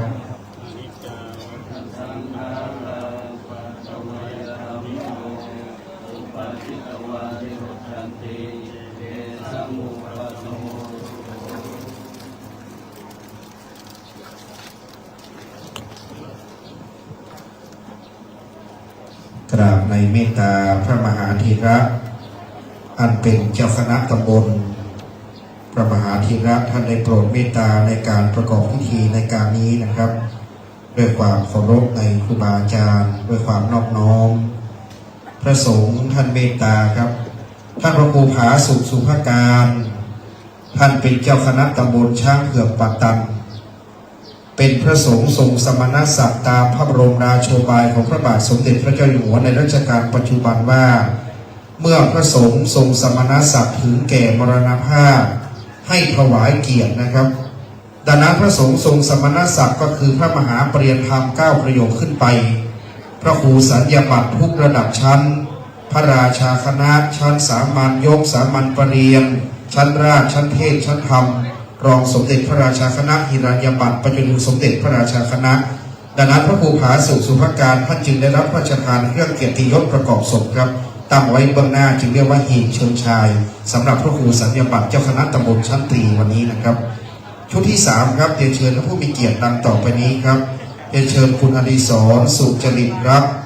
พ่อหลวงสมศักดิ์สลีสองสมจากจังหวัดเชียงรายพ่อหนานศรีวงศ์ดวงเนตรคุณวิภาวันดรพุทธิพงศ์คุณวิโรจน์โรจนะสาวภาพคุณทวีศักดิ์ธรรมวงศ์คุณอาทิตย์แดงสวัสดิ์คุณกำธรเชื้อเจตตนครับเรียนเชิญท่านครับวันนี้น้อมนำเทียบไว้เป็นรัตนอุบาสกอุบาสิกาใหญ่ของเชียงใหม่ของเชียงรายคุณพ่อยืนเทียบก่อนเลยนะครับถ้าท่านมาถึงวันนี้ท่านผู้หลักผู้ใหญ่มากันหลายท่านในน้อมนำยืนเทียบให้เรียบร้อยนะครับถ้าหากท่านติดภารกิจผมจะเชิญเพิ่มเติมครับเพราะว่าวันนี้เจ้าภาพได้รวมกันมีกี่ท่านครับขาด5นะครับท่านที่1เรียนเชิญคุณอภัสราชูจันทร์เรียนเชิญท่านครับเรียนเชิญคุณวีรชัยเฟืองคำครับจากสันกำแพงคุณรัชนกเฟืองคำครับจากสันกำแพงจากนั้นขอเรียนเชิญคุณแม่บัวผินสุนทรเวชรัตนมหาอุบาสิกาครับได้น้อมนำยืนเทียบครับเจ้าหน้าที่ช่วยดูช่วยปฏิบัติบางท่านติดภารกิจนะครับวันนี้ผู้เชิญก็ได้บุญผู้รับก็ได้บุญนะครับเจือจุนกันคุณแม่บัวผินสุนทรเวชขาดกี่ท่านครับอีก2นะครับเรียนเชิญคุณสายบัวทองแก้วครับคุณสายบัวทองแก้วอีก1ท่านจากนั้นขอเรียนเชิญคุณอัญชลีแก้วยันครับ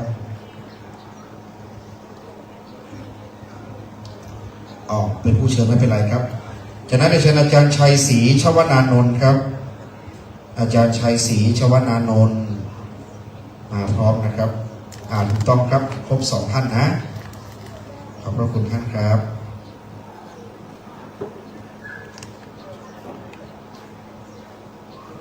ขอบคุณครับเรียนเชิญรับพระไตรครับ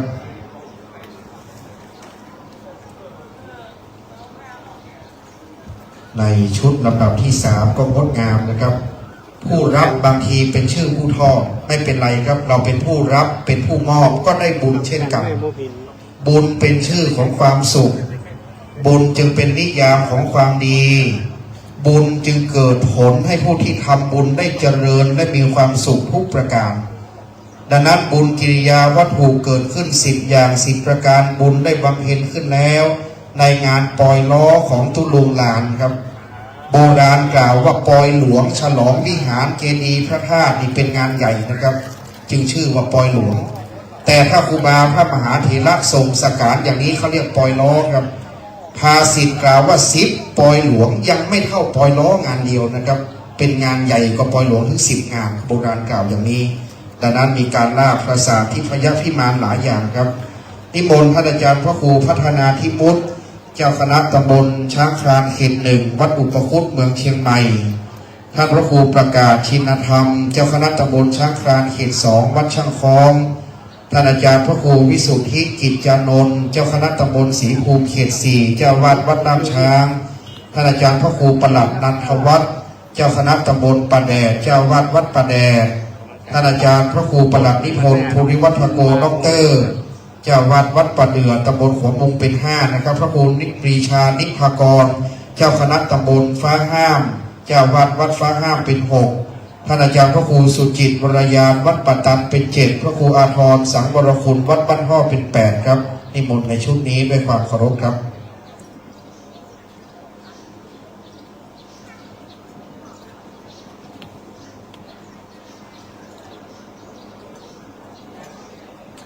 นิมนต์ครูบาอาจารย์8รูปได้โปรดเมตตาในการพิจารณาผ้าไตรบางสุกุลในชุดลำดับที่3นะครับ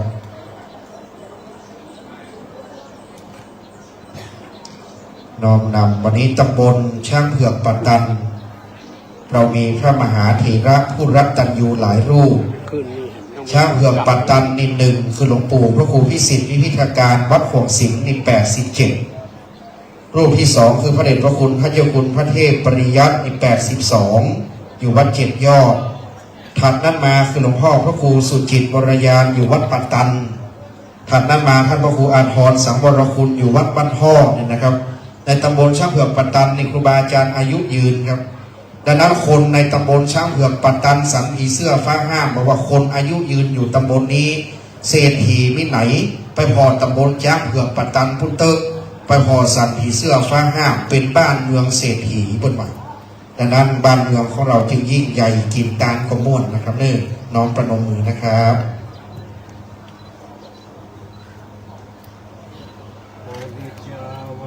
สังขาราอุปาทวยธรรมิโนอุปาทิตวานิโรจันติเตสังอุปาสโมทุโข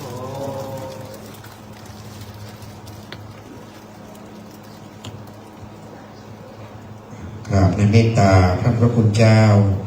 ในชุดลำดับที่3ได้โปรดเมตตา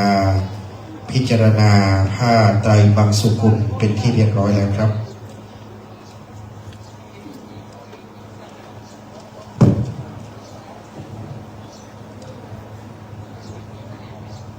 ถ้าลำดับถัดไปครับในชุดลำดับที่4ครับ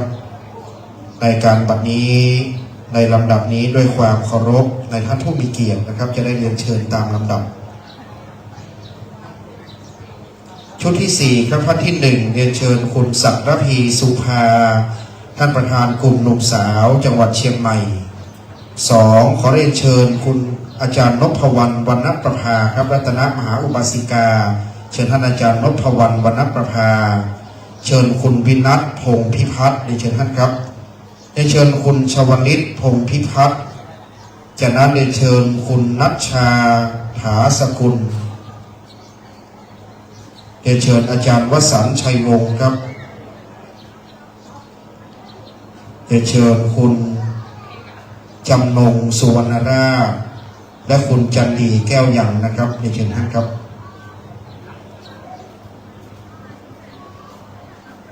อันนี้เป็นชุดอุปถัมภ์วัดเป็นกรรมการกลุ่มหนุ่มสาวคุณศักดิ์ระพีวันนี้ก็ให้เกียรตินะครับกลุ่มหนุ่มสาวข้าราชการด้วยครับข้าราชการครูบำนาญครูบาอาจารย์หลายท่านนะครับขาดกี่ท่านครับมาพอดีเนาะคนชุดนี้ครบครับชุดนี้ครบขอบคุณท่านเจ้าภาพครับรับผ้าไตรเลยครับชุดที่4ขอบคุณครับงดงามตามแบบแผนปรากฏไม่ขาดแคลนซึ่งศรัทธาอบอุ่นร่มเย็นบูชาคุณของท่านพระครูผาสุขสุภการพระสงฆ์ในท่านจะเมตตา1 รอยยิ้มนะครับตุลุงนานนะเห็น1ยิ้มไว้ก่อน2ถ้าจำไม่ผิดจะมีกำไรข้อมือแจกทุกงานเขาเรียกว่าประคำกำไรข้อมือตุลุงวัดเมืองลังเอามาแจกตุลุงบันไดโจกได้ลาบแจกตลอดหลายท่านเคยได้รับคงจะจำได้นะครับชุดนี้ด้วยความเคารพขอนิมนต์ท่านอาจารย์พระครูสุนทรพัฒนาการเจ้าคณะตำบลศรีภูมิเขต3วัดดวงดีเป็น1ท่านพระครูสันติเจติยากรรองเจ้าคณะตำบลวัดเกตการามเมืองเชียงใหม่เป็น2ท่านอาจารย์พระครูศรีธรรมคุณวัดป่าพร้าวนอก3นะครับท่านพระครูเมธาธรรมประยุทธ์วัดฟ้อนสร้อยประตูเชียงใหม่เป็น4พระครูศรีวโรภาสท่านอาจารย์พระมหาบุญชูนิพัทโรวัดหนองเซ้งเป็น5ท่านพระครูอุปถัมภ์ภกิจโกศลผู้ช่วยเจ้าวาดวัดพระสิงห์วรมหาวิหารเป็น6ท่านอาจารย์พระมหาอำนวยปัญญาวชิโรเป็น7พระครูไพบูลย์เจติยานุรักษ์ด็อกเตอร์วัดพระธาตุดอยสุเทพราชวรวิหารประธานสงฆ์วัดโลกบุรีเป็น8เก้านิมนต์ชุดนี้ด้วยความเคารพครับ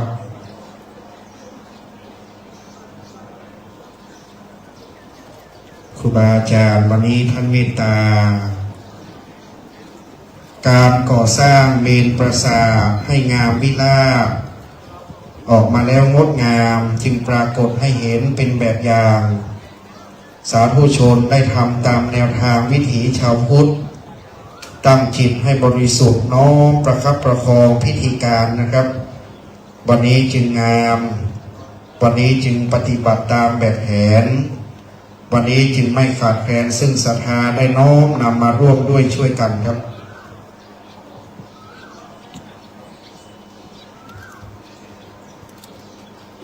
ปราสาททิพยพิมานมาศพรรณนาวเนเตภูมิกถาวทิวดาตนมีปราสาทงามที่สุด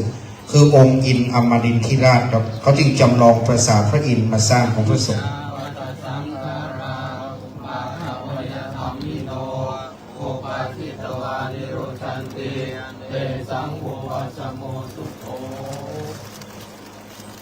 กราบในเมตตาพระคุณเจ้าชุดลำดับที่4นะครับเมตตาในการพิจารณาเพราะว่าเทวดาตนมีปราสาทงามที่สุดคือองค์อินทราธิราชอยู่ในสวรรค์ชั้นฟ้าดาวดึงส์มีเวชยนต์ปราสาทประดับประดาไปด้วยแก้ว7ประการจึงเทียมทิพยพิมานขององค์อินทร์เอามาตั้งไว้ล้อมรอบปราสาทจึงสร้างปราสาทมุมจตุรทิศประวัติทิศตะวันออกคือบุพวิเทหทวีปอ้อมมาทิศใต้เรียกว่าชมพูทวีปเขตเมืองคนตะวันตกเรียกว่าอมรโคยานทวีปและทิศเหนือเรียกว่าอุตรกุรุทวีปครับแม่บ้านยืนเทียบนะครับชุดที่5เป็นชุดรองสุดท้ายครับชุดที่5นะครับจำนวน8ท่านเช่นกันลำดับที่1เชิญคุณขนองเดชพงษ์พิพัฒน์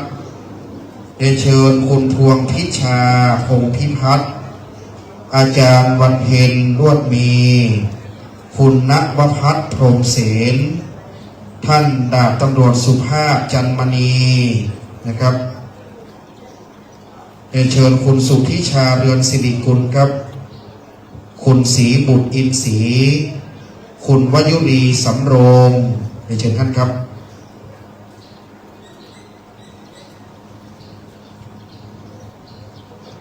คณะมสม.ก็มาปฏิบัติหน้าที่ด้วยนะครับวันนี้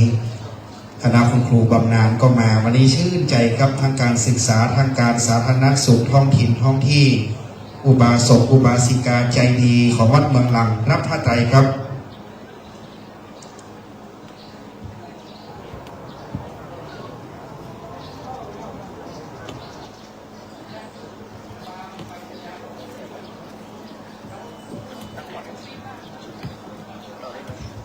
ในชุดลำดับที่5นะครับพระคุณเจ้าด้วยความเคารพครับนิมนต์หลวงพ่อพระครูสุวิมลธรรมรักษ์เจ้าวาดวัดลอยเคราะห์ท่านพระครูอาภัทรรัตนธาดาเจ้าคณะตำบลแม่เหียกวัดต้นปิ่นท่านอาจารย์พระมหาวิษณุจารุธรรมโมวัดเจ็ดดินเมืองเชียงใหม่ท่านอาจารย์พระมหาสมชายประภากโรวัดสังฆารามเชียงมั่นเมืองเชียงใหม่ท่านอาจารย์พระมหาชัยวัดหัวมุงอำเภอสารพีท่านอาจารย์พระมหาประเสริฐพระทัจโรวัดปากแห้งท่านอาจารย์พระครูสิทธิวโรไทยเจ้าวาดวัดพระป้านพระนอนแม่ปูคาสันกำแพงท่านพระครูใบดิกาธราดลจันทปัญโยเจ้าวาดวัดมะขามสันกำแพงขอนิมนต์ครับชุดที่5ครูบาอาจารย์เมตตานะครับ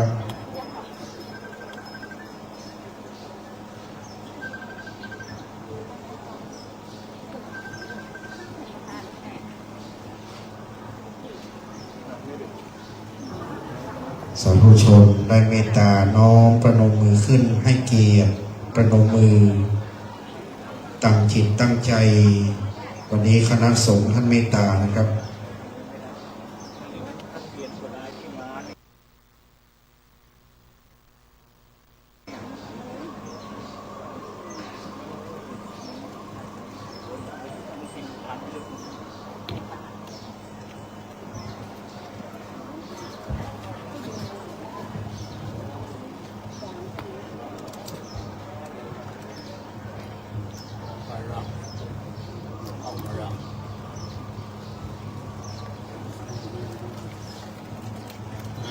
จาวัตสังขาราอุปาทวยตัมมิโนอุปาจิตวานิโรจันติเอสังอุปัสสโมสุโขกราบในเมตตาท่านพระคุณเจ้าครับ ได้เมตตาพิจารณาพระไตรบรรสุขุนแล้วชุดสุดท้ายนะครับจะมี6ท่านด้วยความเคารพการนี้จะได้เรียนเชิญท่านผู้มีเกียรติในการทอดผ้าไตรบรรสุขุนจำนวน6ท่านครับ8ท่านนะครับ8ท่านชุดที่6เจ้าหน้าที่ปฏิบัติร่วมด้วยช่วยกันแม่บ้านวันนี้ได้รางวัลแน่นอนครับท่านนายกอัศนีรอให้รางวัลอยู่นะครับปฏิบัติชุดสุดท้ายนะครับน้ำดื่มเย็นมากๆเตรียมไว้แล้วนะครับรับรองว่าพร้อมแน่นอนชุดที่8ท่านครับคุณศรีวรรณจันมณีอาจารย์ฉันทนาวรรณพรอาจารย์ภาวนาพงษ์เจริญคุณอุบลสุวรรณมณีครับคุณนันทนาตุลมณีขอได้เชิญท่านนะครับเอาคุณอุบลปฏิบัติหน้าที่เนาะต่อไปเรียนเชิญอาจารย์จุฑารัตน์สมบัติเพชรยุพราชเรียนเชิญคุณครูเจริญกิติการนนท์เพชรยุพราชครับเบื้องหน้าเลยครับวันนี้คณะครูคณะผู้มีเกียรติมากันหลายท่านจะได้ยืนเทียบพร้อมกันนะครับคุณครูจุฑารัตน์สมบัติคุณครูเจริญกิติการนนท์คณะเพชรยุพราชทั้งนั้นครับนี่เป็นครูบาอาจารย์ผมทั้งนั้นเลยวันนี้คณะข้าราชการผู้มีเกียรติขาดกี่ท่านครับขาด2นะครับเชิญเพิ่มเติมนะครับอาจารย์ชัยศรีชวนานนท์ครับคุณเสรีสุวรรณมณีอาจารย์ศรีมาแล้วเนาะทำมาได้เพิ่มเติมเลยนะครับมีไหมมาเลยครับเดี๋ยวเชิญเลยครับ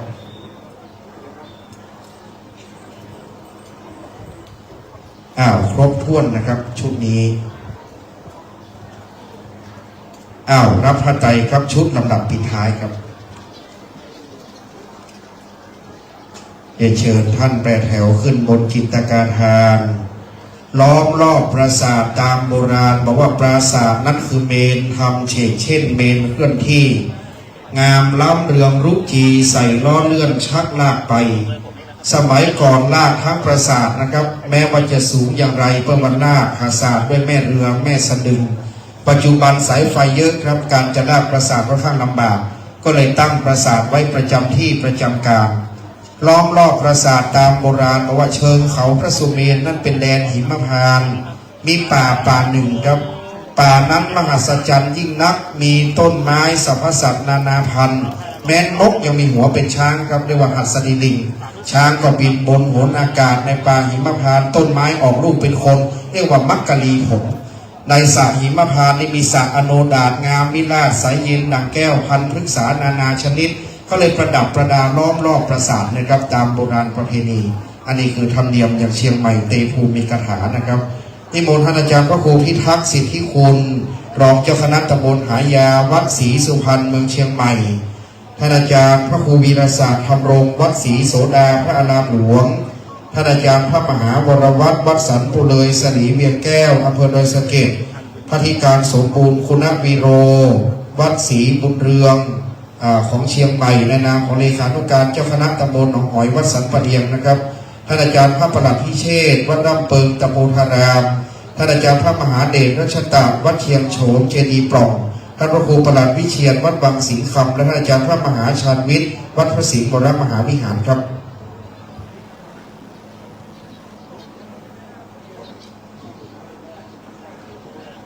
โบราณความเชื่อในเตภูมิกถาพรรณนาว่างามวิลาศแม้แต่ช้างมีหัวเป็นราชสีห์ก็เรียกคดชสีห์อ่านว่านกมีหัวเป็นช้างมีหางเป็นหงส์ขนเลื่อมลายเป็นจโลงบินไปมาหนทางไปสวรรค์ครับเขาบอกว่าพระสุเมรุราชเป็นแกนกลางมีมหานาทีน้ำใหญ่เรียกว่าสีทันดรขนนกเบาตกลงไปยังจมนะครับดังนั้นหนทางไปสวรรค์นี่นกจะบินต่างปราสาทงามวิลาศข้ามมหานาทีสีทันดรไปยังยอดเขาพระสุเมรุเป็นที่ตั้งของปราสาทอย่างเงี้ยครับตรงยอดเขานั้นจะตั้งปราสาทชื่อเวชยนต์ปราสาทแห่งขุนอินตาธิราชหรือเท้าสักกะเทวราชเป็นอธิบดีใหญ่แก่เทวดาดังนั้นเขาจึงทำบันไดนี่เป็นสีฟ้าเหมือนน้ำทะเลประดับประดาดอกไม้ล้อมรอบปราสาทตั้งเสาไม้สางไว้4 ต้น ตามโบราณจำเดิมแต่พุทธปรินิพพานพระมหาอนันตะหรือพระอานนท์ขึงผ้าที่ไม้รังคู่เมืองกุสินาราแคว้นมลกษัตริย์พระพุทธเจ้าจะเข้าสู่ปรินิพพานขึงผ้าไว้ด้านบนโบราณเมืองเอาว่าผ้าพิดานหรือว่าผ้าเพดานเกิงไฟไว้มือไฟล่วงขึ้นเมืองอินพรหมยมราชเดือดร้อนแก่เทวดาทั้งหลายใต้ปราสาทปูอีผืนนะครับเรียกว่าผ้ากระดาษน้องประนมมือนะครับสังฆาอุปาทวยธรรมิโนอุปาทิตวานิโรจันติเตสังอุปสมโมสุโขกราบในเมตตาพระคุณเจ้าด้วยความเคารพที่ได้เมตตาพิจารณาพระไตรบังสุกุลผ้ากระดานปูลาดไว้ด้านล่างดังที่ได้ปูลาดถวายแด่องค์สมเด็จพระสัมมาสัมพุทธเจ้าสายญาติประทับนอนสายญาติที่ไม้รังคู่เมืองวับเกิ้งปูผ้าด้านปืนภาษาเรียกว่าผ้ากระดานมือไฟร่วงลงไปเมืองคุ้นเมืองหน้าบาดาลกำไต้เดือดร้อนแก่สรรพสัตว์ทั้งหลายศาลาประสาทจะปูไว้หนึ่งผืนด้านบนการกั้นเป็นผ้าพิดานหรือเพดานไว้นะครับต่อจากนี้ไปจะเป็นพระไตรบังสุกุลไตรปิฎกจำนวนหนึ่งไตรครับและด้วยความเคารพขอได้เชิญท่านนายกจรูเกียรติชัยสาวงศ์ท่านนายกเทศมนตรีตำบลแม่ปูคาอำเภอสันกำแพงจังหวัดเชียงใหม่ได้ให้เกียรติทอดพระไตรบังสุกุลไตรปิฎกครับ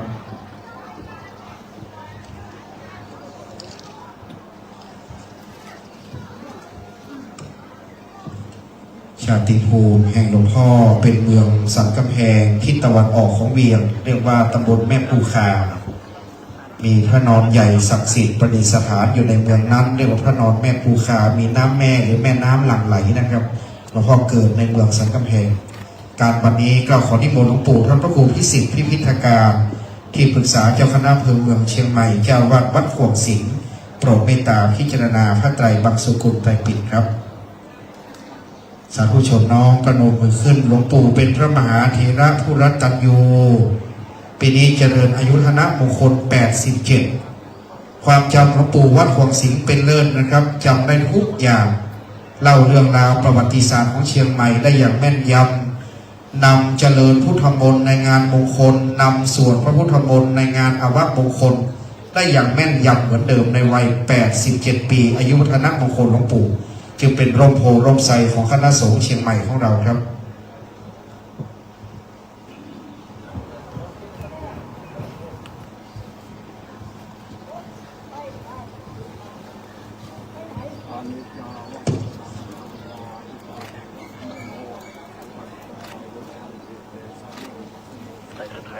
กราบในเมตตาหลวงปู่ท่านพระครูพิสิทธิ์พิพิธการที่ปรึกษาเจ้าคณะอำเภอเมืองเชียงใหม่เจ้าวัดวัดขวงสิงห์พระมหาเถระของตำบลช่างเผือกปัตตันได้โปรดเมตตาเป็นเนื้อนาบุญแห่งพระไตรบังสุกุลไตรปิฎกนะครับเจ้าหน้าที่สัมปทานทุกหลังที่ได้ปฏิบัติงานขอขอบพระคุณเจ้าหน้าที่สัมปทานเจ้าหน้าที่ที่ถวายตลับปัดพัดรองขอบคุณกลุ่มแม่บ้านที่ได้ปฏิบัติงานด้วยความตั้งใจต่อจากนี้ไปครับจะปฏิบัติงานตามหมายรับสั่งแห่งพระบาทสมเด็จพระเจ้าอยู่หัวตามวันและเวลาที่กำหนดปรากฏในหมายรับสั่งนั่นคือเวลา 15 นาฬิกาบัดนี้ยังทันเวลาทุกประการได้ประคับประคองตามสติปัญญาและความรู้ให้ออกมางดงามตามที่ได้ปฏิบัติเสมอมาครับต่อจากนี้ไปครับเตรียมความพร้อมขอนำเรียนข้าราชการผู้แต่งกายชุดปกติขาวปลอกแขนดำไว้ทุกและชุดข้าราชการสีกากีอีกสักครู่หนึ่งเราจะปฏิบัติหน้าที่ในการยืนแถวสำหรับท่านที่ลืมปลอกแขนสีดำนะครับไม่ต้องลุกยืนให้นั่งประจำการไว้ผู้ที่จะยืนคือผู้ที่แต่งกายชุดปกติขาวปลอกแขนดำไว้ทุกกับสีกากีไม่ต้องสวมปลอกแขนสีดำออกมายืนสำหรับสาธุชนที่อยู่ในศาลาที่อยู่ในเต็นท์ด้านหน้าด้านข้างตรงกลางสาธุชนให้นั่งอยู่ด้วยอาการอันสงบมิต้องลุกยืนถวายความเคารพต่อเจ้าหน้าที่เชิญกล่องเทิมท่านที่สวมหมวกกรุณาถอดหมวกนะครับและตอนนี้ท่านที่นั่งเก้าอี้ที่รับรองขอปิดเสียงเครื่องมือสื่อสารและอยู่ในอาการอันสำรวม ท่านที่ยืนอยู่ให้ลุกเดินไปมาแล้วนะครับหากไม่มีเก้าอี้ที่นั่งให้ยืนอยู่ณจุดใดจุดหนึ่งไม่ลุกเดินไปมาระหว่างที่เจ้าหน้าที่เชิญกล่องเพลิงไม่มีการบรรเลงเพลงสรรเสริญพระบารมีเราจะนั่งที่เก้าอี้ด้วยความสงบและเรียบร้อยจนกว่าเจ้าหน้าที่จะปฏิบัติงานครับและจากนี้เชิญข้าราชการผู้แต่งกายชุดปกติขาวไว้ทุกและชุดข้าราชการสีกากี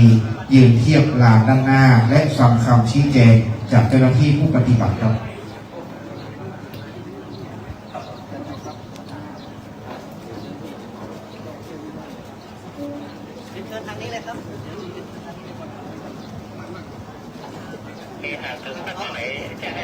ชุดข้าราชการสีกากีชุดข้าราชการปกติขาวไว้ทุกจะได้ให้เกียรตินะครับวันนี้ครบถ้วนของสันกำแพงและของเมืองเชียงใหม่มาปฏิบัติหน้าที่ร่วมกันให้งดงามนะครับด้วยพระบรมราโชบายแห่งพระบาทสมเด็จพระวชิรเกล้าเจ้าอยู่หัวพระองค์ท่านทรงให้ความสำคัญกับคณะสงฆ์ฝ่ายพุทธจักรและฝ่ายอาณาจักรคณะสงฆ์นั้นพระสงฆ์ทรงสมณศักดิ์ตั้งแต่พระมหาเปรียธรรม9ประโยคพระครูสัญญาบัตรทุกระดับชั้น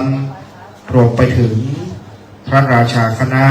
รองสมเด็จพระราชาคณะหิรัญญบัตรและสมเด็จพระราชาคณะส่วนของฝ่ายอาณาจักรนั้นข้าราชการที่ได้รับพระราชทานเครื่องราชอิสริยาภรณ์ทุกระดับชั้นตานะครับตั้งแต่เบญจมาภรณ์มงกุฎไทยขึ้นไปจะได้รับพระราชทานเครื่องเกียรติยศประกอบศพและเกียรติยศครั้งสุดท้ายของชีวิตดังปรากฏให้เห็นพระครูผาสุขสุภการเป็นพระครูสัญญาบัตรเจ้าคณะตำบลชั้นตีครับฟังคำชี้แจงเจ้าหน้าที่นะครับ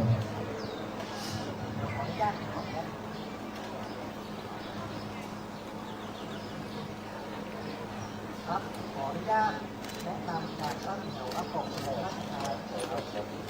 ดี๋ยวนะครับจะมีเจ้าหน้าที่เดินก่อนราชการผ่านระหว่างแถวนะครับด้านซ้ายมือซึ่งระหว่างที่เจ้าหน้าที่เดินก่อนเดินข้าราชการผ่านแถวสองข้างของทุกท่านจะยืนอยู่ในท่าตรงนะครับจะไม่พนมมือจะไม่ไขว้หลังนะครับจนกว่าเจ้าหน้าที่จะเดินก่อนเดินข้าราชการไปตั้งณที่โต๊ะที่เจ้าหน้าที่สั่งไว้แล้วนะครับหลังจากนั้นเจ้าหน้าที่จะทำความเคารพของเดินข้าราชการด้วยการไหว้นะครับทุกท่านยังยืนอยู่ในท่าตรงนะครับจนกว่าเจ้าหน้าที่จะไปทำความเคารพผู้ไหว้ชนนะครับทุกท่านจะพนมมือไหว้พร้อมกับเจ้าหน้าที่เป็นพร้อมกันนะครับครั้งหนึ่งนะครับเดี๋ยวนะครับจะมีเจ้าหน้าที่เดินก่อนเดินข้าราชการผ่านระหว่างแถวทั้งสองข้างของผมนะครับด้านซ้ายมือและขวามือระหว่างที่เจ้าหน้าที่เดินก่อนเดินข้าราชการทุกท่านจะยืนอยู่ในท่าตรงจะไม่ทำความเคารพใดๆทั้งสิ้นไม่ว่าจะเป็นการไหว้หรือว่าการจูงมือหรือว่าไหว้หลังนะครับจนกว่าเจ้าหน้าที่จะเดินก่อนเดินข้าราชการไปตั้งนะโต๊ะที่เจ้าหน้าที่ตั้งไว้แล้วเจ้าหน้าที่จะทำความเคารพของผู้ราชการด้วยการไหว้อีกครั้งทุกท่านยังมีจุดหน้าตรงนะครับจนกว่าเจ้าหน้าที่จะทำความเคารพผู้วายชนด้วยการไหว้ทุกท่านจะไหว้พร้อมกับเจ้าหน้าที่เป็นของกันนะครับดังนั้นนะครับระหว่างที่เจ้าหน้าที่เดินของภูมิราชการขึ้นมายังบันไดขั้นแรกนะครับผมจะให้สัญญาณว่าหันแถวด้านซ้ายมือและขวามือจะหันหน้าเข้าหาประสานไปพร้อมกันนะครับนั่นนะครับเจ้าหน้าที่เดินมายังบันไดขั้นแรกกับผมจะให้สัญญาณว่าหันแถวด้านซ้ายมือและขวามือจะหันหน้าเข้าหาประสานไปพร้อมกันแล้วรอเจ้าหน้าที่ทำความเคารพผู้ไหว้ชนด้วยการไหว้ทุกท่านจะไหว้โดยการครับไปไหนอะไรที่ผมได้ขั้นตอนท่านขอรับตรงหลังจากนั้นเจ้าหน้าที่ก็จะ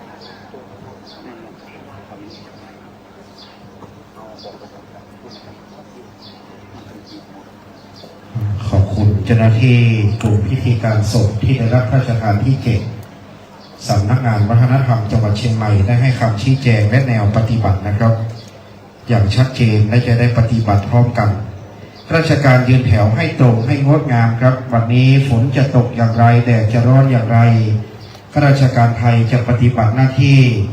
กรมพระยาดำรงราชานุภาพพระองค์ตรัสว่าข้าราชการมิใช่อภิสิทธิชน แต่ข้าราชการจะเป็นแบบอย่างที่ดีของประชาชนรับใช้ใกล้ชิดติดประชาชนพระนามพระบาทสมเด็จพระบรมชนกาธิเบศรมหาภูมิพลอดุลยเดชมหาราชคือภูมิพลแปลว่าพลังของแผ่นดินสีชุดข้าราชการพระองค์ท่านจึงให้ใช้สีกากีเพราะเป็นสีของดินให้ข้าราชการรับใช้ใกล้ชิดติดประชาชนดูแล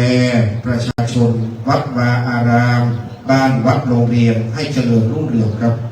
โดยพระมหากรุณาธิคุณแห่งพระบาทสมเด็จพระเจ้าอยู่หัวทรงพระราชทานเพลิงศพพระครูผาสุขสุภการวันนี้นับเป็นพระมหากรุณาธิคุณพระมหากษัตริย์ทุกพระองค์ทรงดำรงพระองค์เป็นเอกอัครพุทธศาสนูปถัมภกย่อยกพระศาสนาให้เจริญพัฒนาในราชอาณาจักรไทยและบัดนี้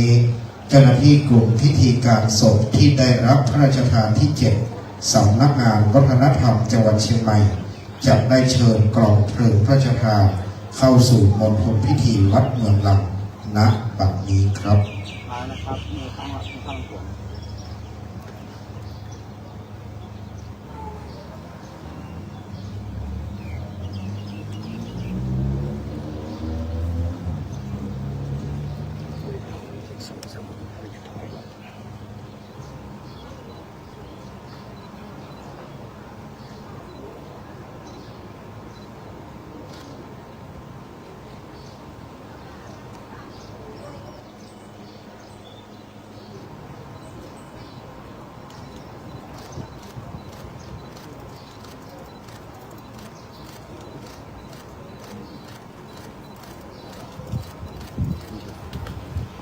น้องก่อน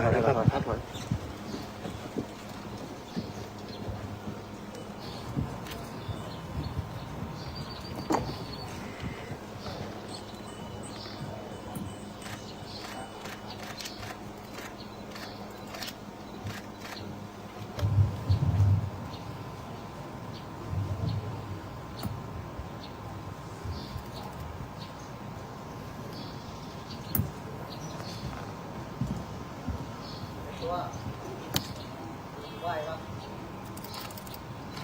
ขอบพระคุณเจ้าหน้าที่กลุ่มพิธีการศพที่ได้รับพระราชทานที่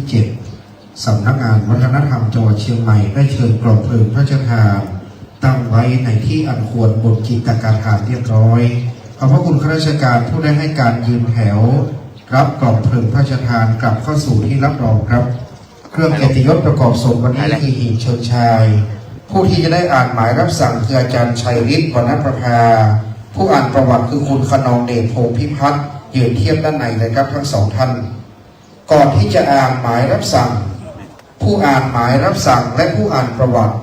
จะต้องทำความเคารพในทิศที่พระบาทสมเด็จพระเจ้าอยู่หัวประทับอยู่นั่นคือทางทิศใต้แล้วจึงอ่านหมายรับสั่งเมื่ออ่านหมายรับสั่งจบแล้วจะได้ถวายความเคารพในทิศที่พระบาทสมเด็จพระเจ้าอยู่หัวประทับอยู่คือทางทิศใต้อีกคำรบหนึ่งแล้วจึงอ่านประวัติเรียนเชิญอาจารย์ชลิตวรรณประภาและคุณขนองเดชพงษ์พิพัฒน์ได้ตั้งแถวหันหน้าไปทางทิศใต้ครับ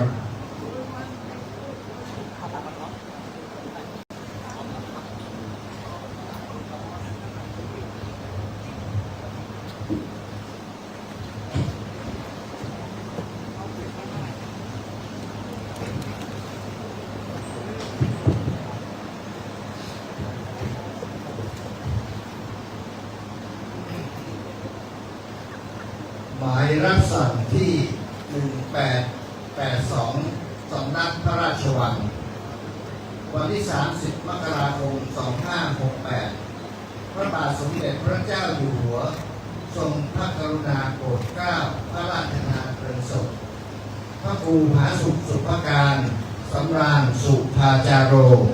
อดีตเจ้าคณะตำบลช้างเผือกป่าตันเจ้าอาวาสวัดเมืองรังณเมรุชั่วคราววัดเมืองรังอำเภอเมืองเชียงใหม่จังหวัดเชียงใหม่วันอาทิตย์ที่ 23 กุมภาพันธ์ พุทธศักราช 2568 เวลา 12.30 นาฬิกาเชิญหีบศพเวียนเมนแล้วเชิญขึ้นตั้งบนจิตรการเวลา 14 นาฬิกาพระราชทานเพลิงหน้าที่กองพระราชพิธีนำหมายเรียนเจ้าภาพ ศพพระครูผาสุขสุภการสำราญสุภาจาโรเพื่อทราบติดต่อขอรับกองเพลิงพระราชทานที่กระทรวงวัฒนธรรมไปปฏิบัติพลอากาศเอกสถิตพงศ์สุขวิมลเลขาธิการพระราชวัง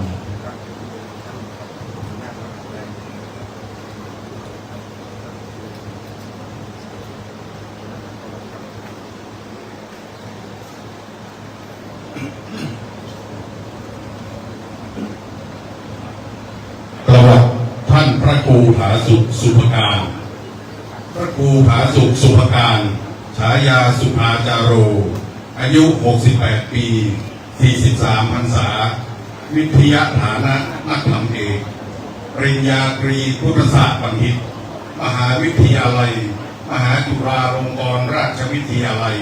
วิทยาเขตเชียงใหม่ อดีตเจ้าคณะตำบลช้างเผือกป่าตัน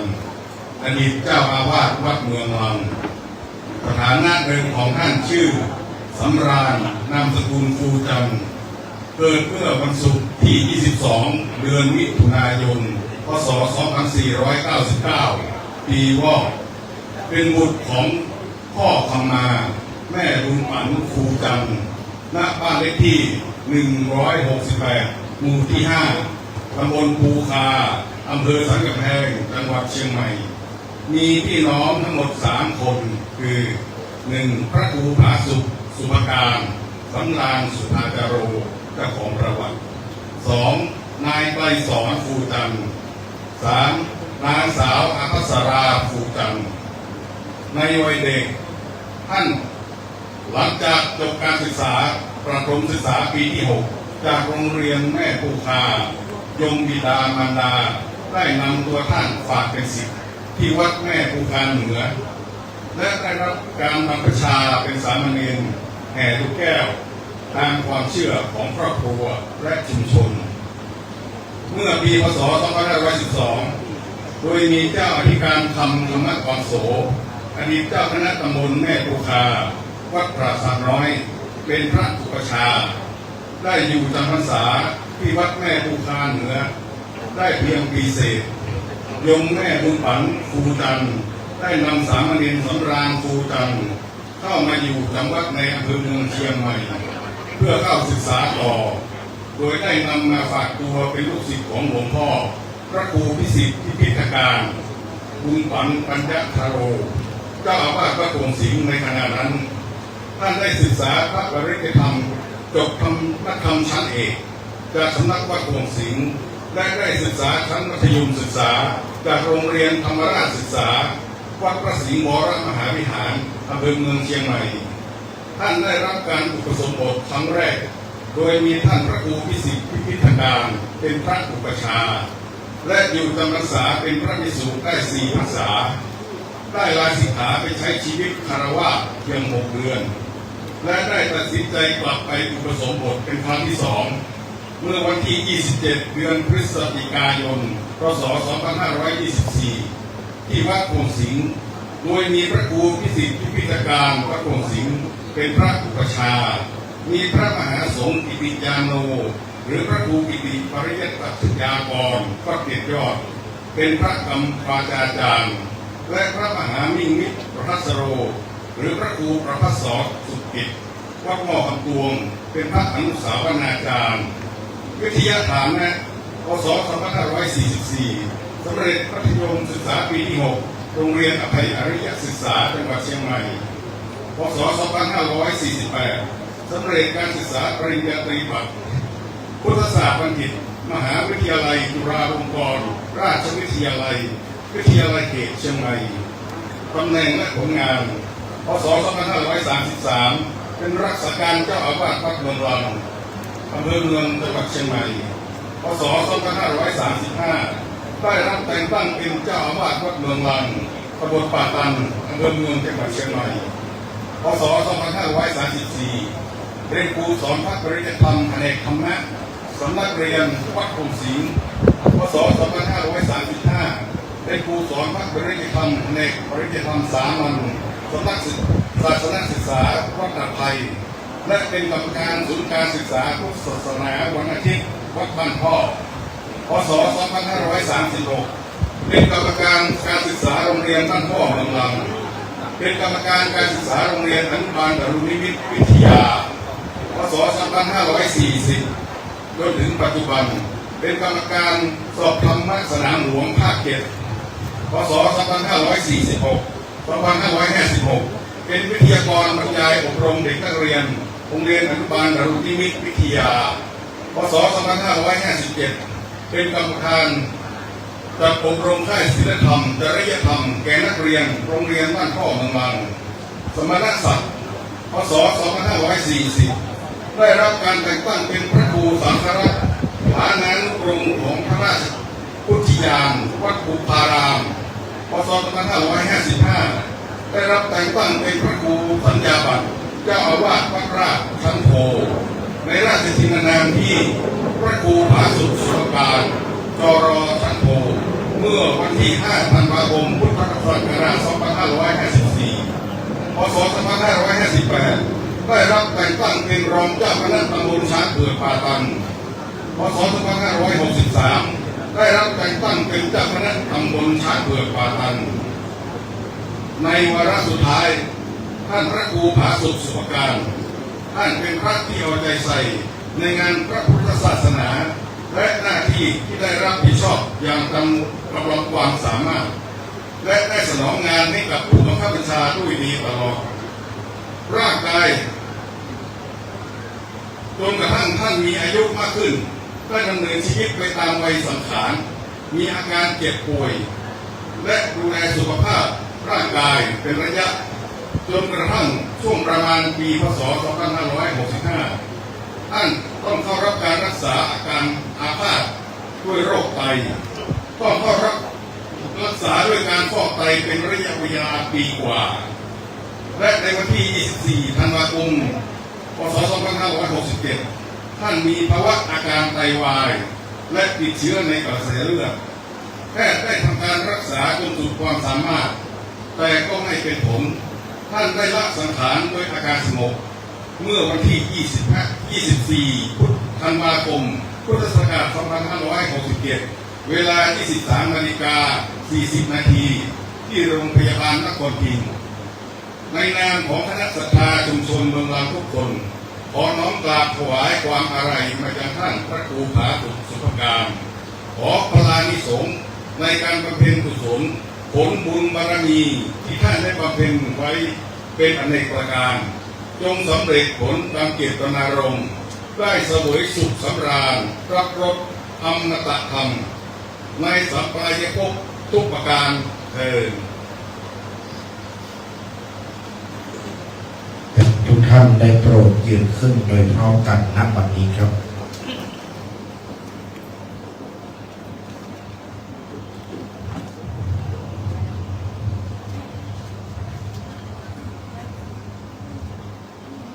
ด้วยคุณงามความดีบารมีธรรมที่หลวงพ่อพระครูผาสุขสุภการได้กระทำบำเพ็ญมาและกุศลบุญราศีส่วนทักษิณานุปทานที่คณะศิษยานุศิษย์ได้กระทำบำเพ็ญแล้วขอจงน้อมเป็นภารวะปัจจัยน้อมส่งดวงวิญญาณพระครูผาสุขสุภการสู่สัมปรายภพสุขคติภูมิตลอดกาลนานเชิญท่านได้โปรดนั่งลงนะครับและบัดนี้เชิญท่านประธานในพิธีคือท่านอัศนีบุรณุปกรณ์ท่านนายกเทศมนตรีนครเชียงใหม่ประธานในพิธีได้ให้เกียรติทอดผ้าไตรบังสุกุลณบัดนี้ครับ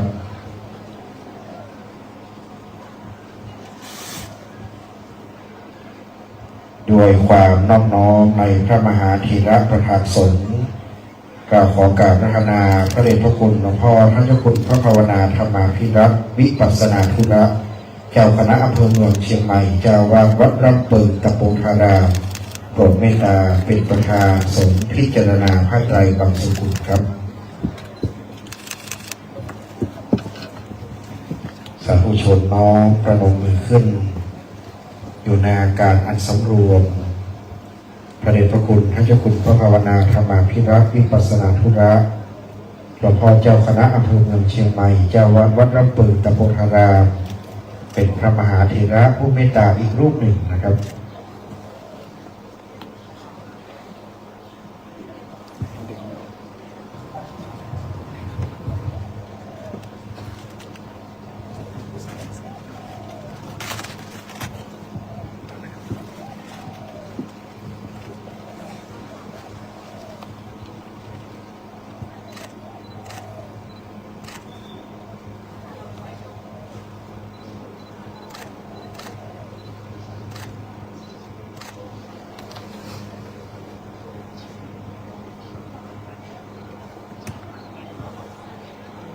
มัสการขอบพระคุณพระเดชพระคุณหลวงพ่อท่านเจ้าคุณพระภาวนาธรรมาภิรัตน์วิปัสสนาธุระ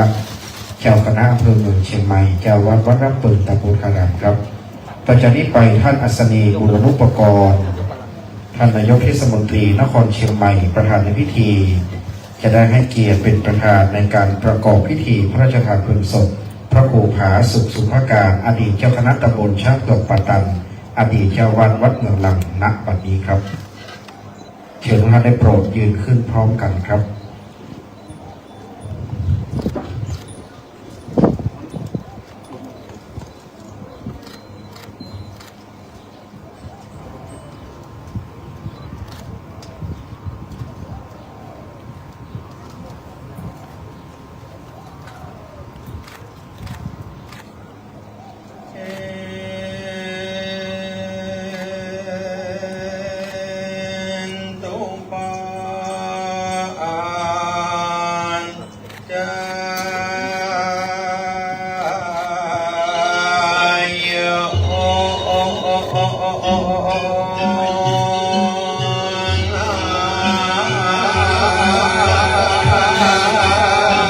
วันนี้ขอบพระคุณท่านอัศนีบุรณุปกรณ์ท่านนายกเทศมนตรีนครเชียงใหม่ได้ให้เกียรติเป็นประธานประกอบพิธีพระราชทานเพลิงศพครับ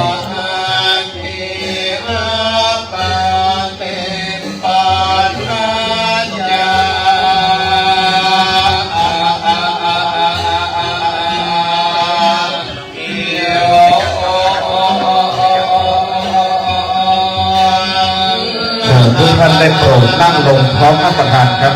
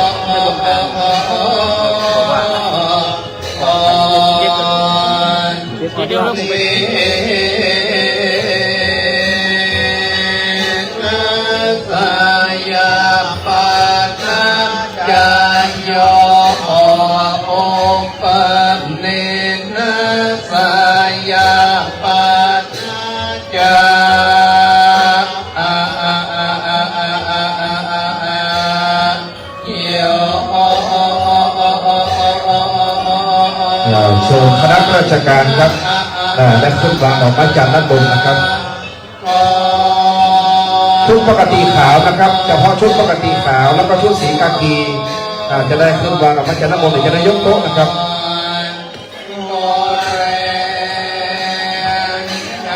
ไม่ได้หันหน้ามาเองเนาะ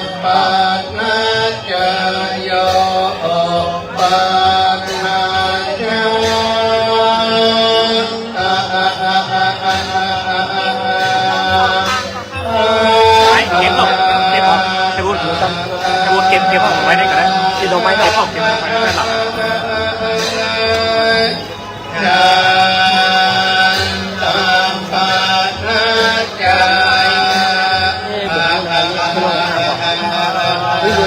ทางก็ได้เดี๋ยวบนลงเลยล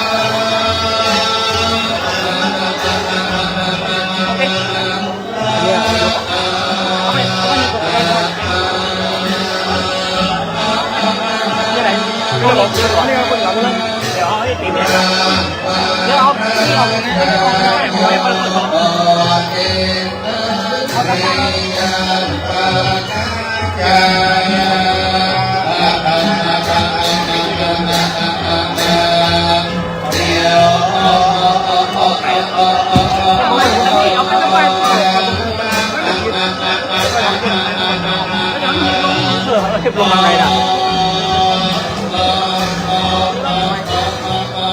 มาเร็วพี่ออกมาได้จ้ะเอาลงไปไว้ได้เอาลงไปไว้ได้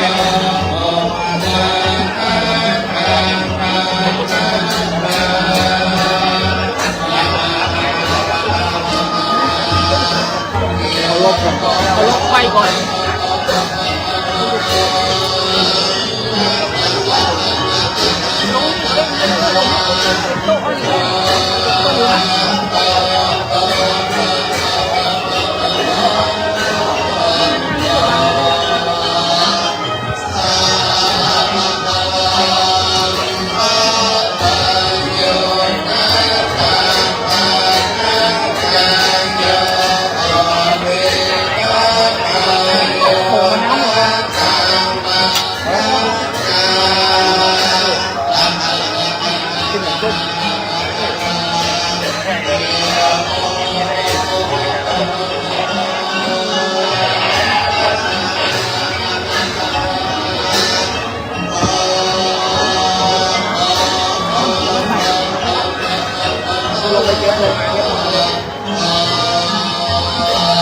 อย่าหายลงจาก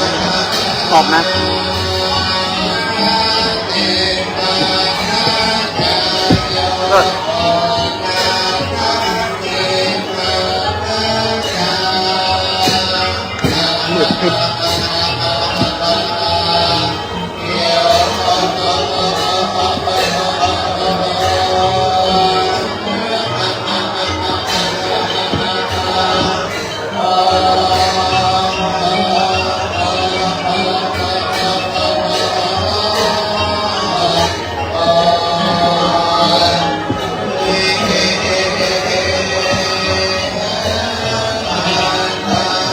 ห้ามยุ่งนะครับห้ามยุ่งนะครับห้ามยุ่งกับพ่อผมนะครับ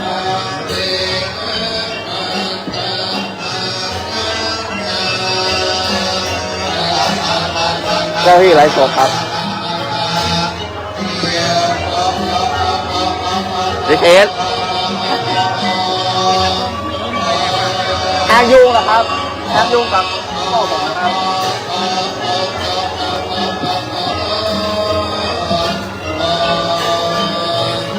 ขมวนไปยังโอดดี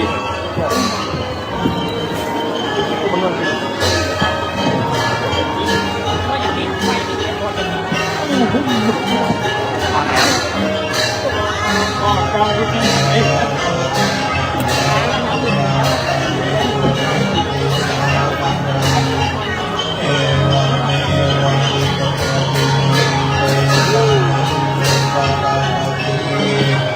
บอกว่าจะเป็นของเวลาไปพับปั๊ม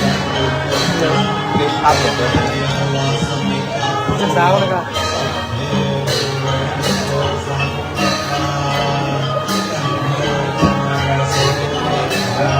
จากนี้เยอะมากเลย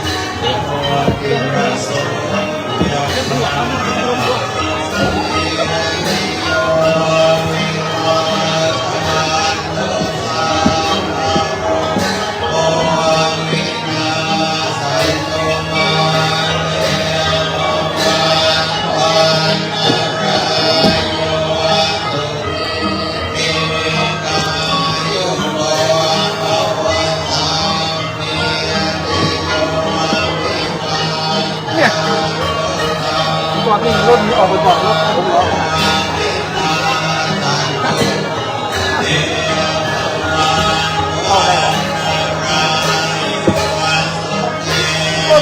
น้ำไม่มาได้ไม่ก่อนครับรถฉีดน้ำเนี่ยจอดนี่แล้วไม่มาฉีดไม่ยังเอาเข้ามาได้ถ้าหมาตายจะฉีดน้ำมาได้ฉีดน้ำจะบานกัน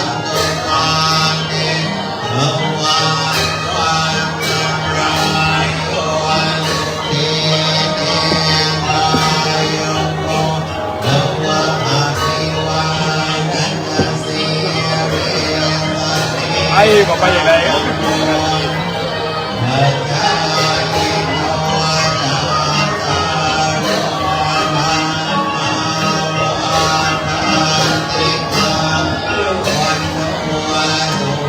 คุณมาดิสิกัน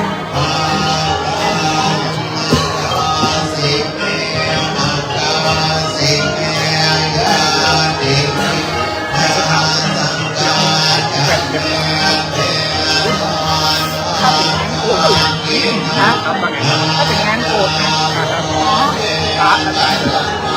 ตายนี่ตรง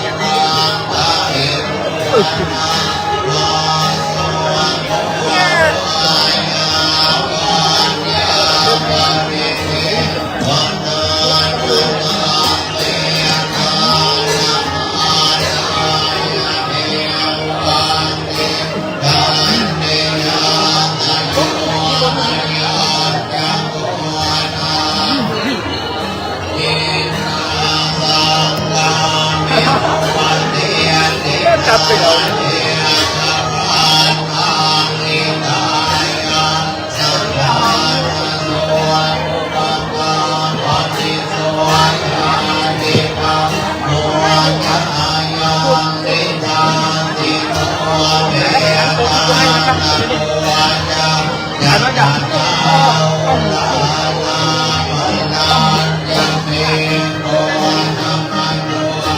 จะมาโดนแบบแก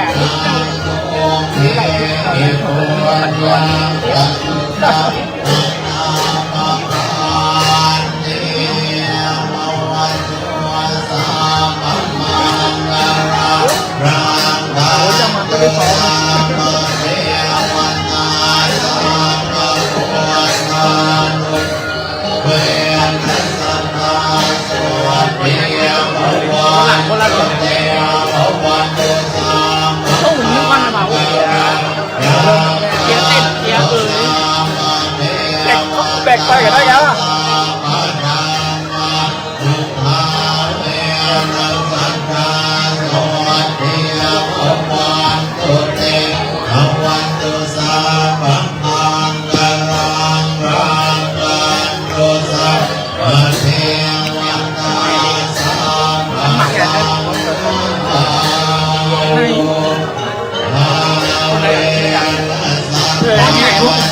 แรงนี่คุณกับ